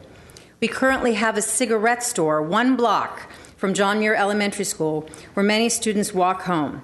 What kind of a message are we sending to our children there when John Muir does a Red Ribbon Week stating the dangers of smoking? We have a cigarette store 1 block from that school. So I'm asking you tonight for support in Adams Hill, Adams Square, and bring new businesses back to our community, like it was when I was a child. We'd like to set up the next generation to have thriving businesses in Adams Square and to have the businesses that don't serve the community leave. Thank you very much. If I could just respond in part. I helped create the Adams Square Business Association many years ago. We tried our best. I went to all the Adams Square business meetings. We tried to bring businesses in and generate activity there. We got the library in down there. We did the redevelopment across the street, but they've slipped backwards. They're hardly doing anything now. We don't hear from them. They used to come give us a budget every year because we gave them money. But I don't see any dynamics happening. I don't know what we can do. People aren't going to come in there and start their businesses if they don't see that they're going to make money. Well, the population has changed, and we love the library, and the librarians are also saying that they want better businesses there too. But I think you can do better than a cigarette store, one block from the. We have nothing to do with establishing that either. But we have an economic development department, and they certainly can come down and talk to you. I know I've spent an awful lot of time down there trying to make that Adams Square happen, but. So we should just don't give up. Don't give up. I'm sorry that Phil Lanzafane left. He's the director of economic development, and he probably could have had some encouraging words for you. The term boutique community or neighborhood came from economic development because I spoke with him, and he advised me that Adams Square is one of the, and Mr. Ochoa I think can attest to this, is one of the areas in our community that we're looking at to focus and try to bring business into that area so that it becomes more economically feasible and sustainable. Did you have something? Well, when I did actually talk to Phil, I did talk to Phil 2 years ago, and that was in my letter to the mayor that was never responded. And he said 2 years ago that you were going to be trying to do things there, but nothing's moved, nothing's happened. Can we get your phone number on here, because we're getting a little off topic of oral communication. Oh. So if we can get your telephone number on here so we can contact and have more discussion. Is that okay with you? Staff will get to you because we want to help the area. If there's new leadership down there that will work, and you've got Margaret Hammond right behind you that will certainly help. And we'll do what we can. There's no guarantee. If you don't succeed, try again. I guess that's the old adage. It does portend well. I mean, the discussion that we're having about about the revenue measures, to the extent that the TOT could, if the council so chose, seed the Economic Development Agency, that's the money that ultimately gets used to incentivize new businesses to come into the downtown and/or Adams Square and/or the South Anchor area along San Fernando corridor. Right now, having been through the budget that you've seen, there isn't that kind of money, and the state had recently killed the redevelopment agencies. And so you're somewhat up the creek, and they threw away the paddle. But there again, we are bringing forward ideas to generate the money that we could then use to seed some of these incentives. Now, we will, as Councilwoman Devine indicated, we are continuing to pitch Adams Hill as a location for restaurants, bistros, cafes.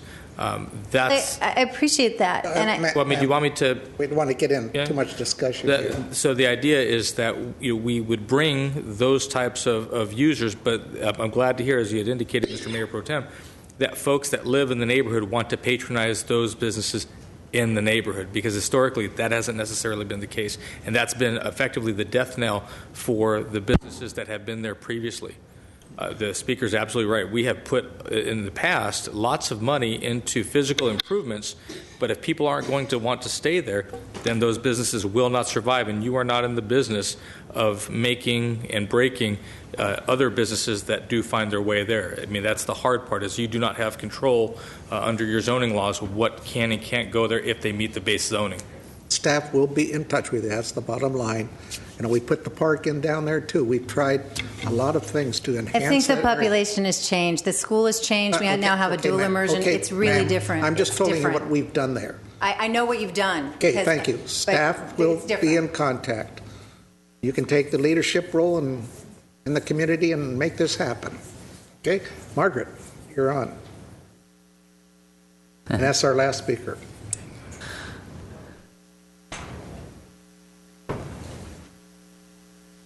Before Margaret begins, I have a confession to make that we've been talking about the richness of your hat for the last 3-4 hours. Diamonds. Certainly is stunning, and I don't know if the folks at home can see the color of that, but it's certainly a vibrant color. My name is Margaret Hammond. I hate to. You look great, people say to Margaret. me, "Where'd you get it? How come? Whatever." I got it at the thrift shop from the Assistants League. Looks great. Which I get a lot of my things from, and I enjoy. Of course, I work there. Even Saturday, I was there with the assistants working, and it's one of those things. When you're there, I figure, hey, suited me fine. Was just what I wanted. I think it was $2 or something. Anyway, my name is Margaret Hammond, and of course, I am one of the founders for the Adams Hill Homeowners Group. They call themselves the neighborhood now, so it's not just homeowners. We've tried in the past. It's very complicated in that area. For instance, I know that John Safrini, I believe they're going out of business, that they have decided to sell the Christie Cleaners, and he has always been the head of the merchants down there and done what he could and so forth, even through all the physical problems. I know he sold his other properties that he owns in that square. So maybe a change from being a cleaners, that property would be open. They do have a restaurant on the corner, of his building. It's a funny little building that has, and so maybe there'll be some other businesses come in. I know it is kind of a difficult situation that people dealing there is, and we got the wonderful park there that we asked for. City helped us with that, with the station. A lot of people use it. When I go by, there is a lot of people in there using that park. More, I don't go along Palmer too much, but anyway. Now, to get to my point here. It's the safest city. In Glendale is the safest city as long as you're not a pedestrian crossing the street or trying to drive on the narrow streets up in Adams Hill. Okay, I'm not going to say that anymore. You got to remember, driving, the insurance companies feel they rated us 191 out of 193. So that's that. Now, I have something else. I was using the ladies' room, whatever. Out of that profit of $8 million, do you think that maybe we could afford to have some special toilet seats in the handicapped? That might be a very good investment for people like me that have a hard time getting up and down. Okay, that's a point. The other thing is that I want to say, as far as giving away our properties, our parking lots and our streets, I am against it. Absolutely. For instance, the Laurel, no, I don't believe in that. We gave away the parking lot on Louise Street next to the Presbyterian Church. A building was built on it without any parking. They used the Maryland parking for that building. A church was built, again, on the corner of Mountain and Verdugo, without parking. They used our public parking lot behind it. Now there's a motion to hand over another parking lot, 31, for a use as which I feel that people that want to have monuments or do whatever need to buy their own property and not take our parking lots. We have enough trouble as it is finding parking, and particularly for the school. I feel that that's not fair at all to keep taking our streets. Look at Orange and Harvard. Those were streets that I used to use all the time. You could get away from the middle of Colorado and all that. They're gone. We gave them to Caruso. So, no, I'm definitely against giving away any more streets or alleys or anything else that belongs to the city. We need to keep it for our traffic flow. We have a bad enough traffic problems as it is, without giving away more of our streets that are going to be closed off or whatever. So that's my opinion on that one. And I do feel that it's viable. We bought those parking lots. We paid for them. The citizens paid for them. And why we keep giving them away, I do not know. I do not think it's right at all to keep doing that. But anyway, hope you all have a nice Thanksgiving and whatever. See you in December. Bye. That's my last speaker, and with that, I guess there's no new business. Oh, I'm sorry. There was. That's sweet. Mr. Najarian. Mr. Mayor, I move that the city attorney be and hereby is authorized to enter into a retainer agreement with Frank Canizaro of Lewis, Brisbois, Bisgard, and Smith, LLP, to provide legal services to the city of Glendale on an as-needed basis for litigated workers' compensation claims. The agreement shall, in addition to other provisions, contain a fee cap for the handling of said matters. Second. Second. Roll call. Councilmember Devine, Yes. Friedman, Najarian, Yes. Mayor Sinanian, Mayor Pro Tem Weaver. Aye. Mr. Mayor, I also move that the city attorney be and hereby is authorized to enter into a retainer agreement with Mercedes Cruz of Lewis, Brisbois, Bisgard, and Smith, LLP, to assist the city auditor in connection with the investigation of a personnel matter. The retainer agreement shall, in addition to other provisions, contain a fee cap for the handling of said matter. Second. Roll call. Councilmember Devine, Friedman, Najarian, Yes. Mayor Sinanian, Mayor Pro Tem Weaver. Aye. And with that, can I wish everybody a happy Thanksgiving? And don't look for us down here for 2 more weeks. Third week out, we'll be back in the crowded council chambers. And move to adjourn in a memory of Genevieve Sutton. Second.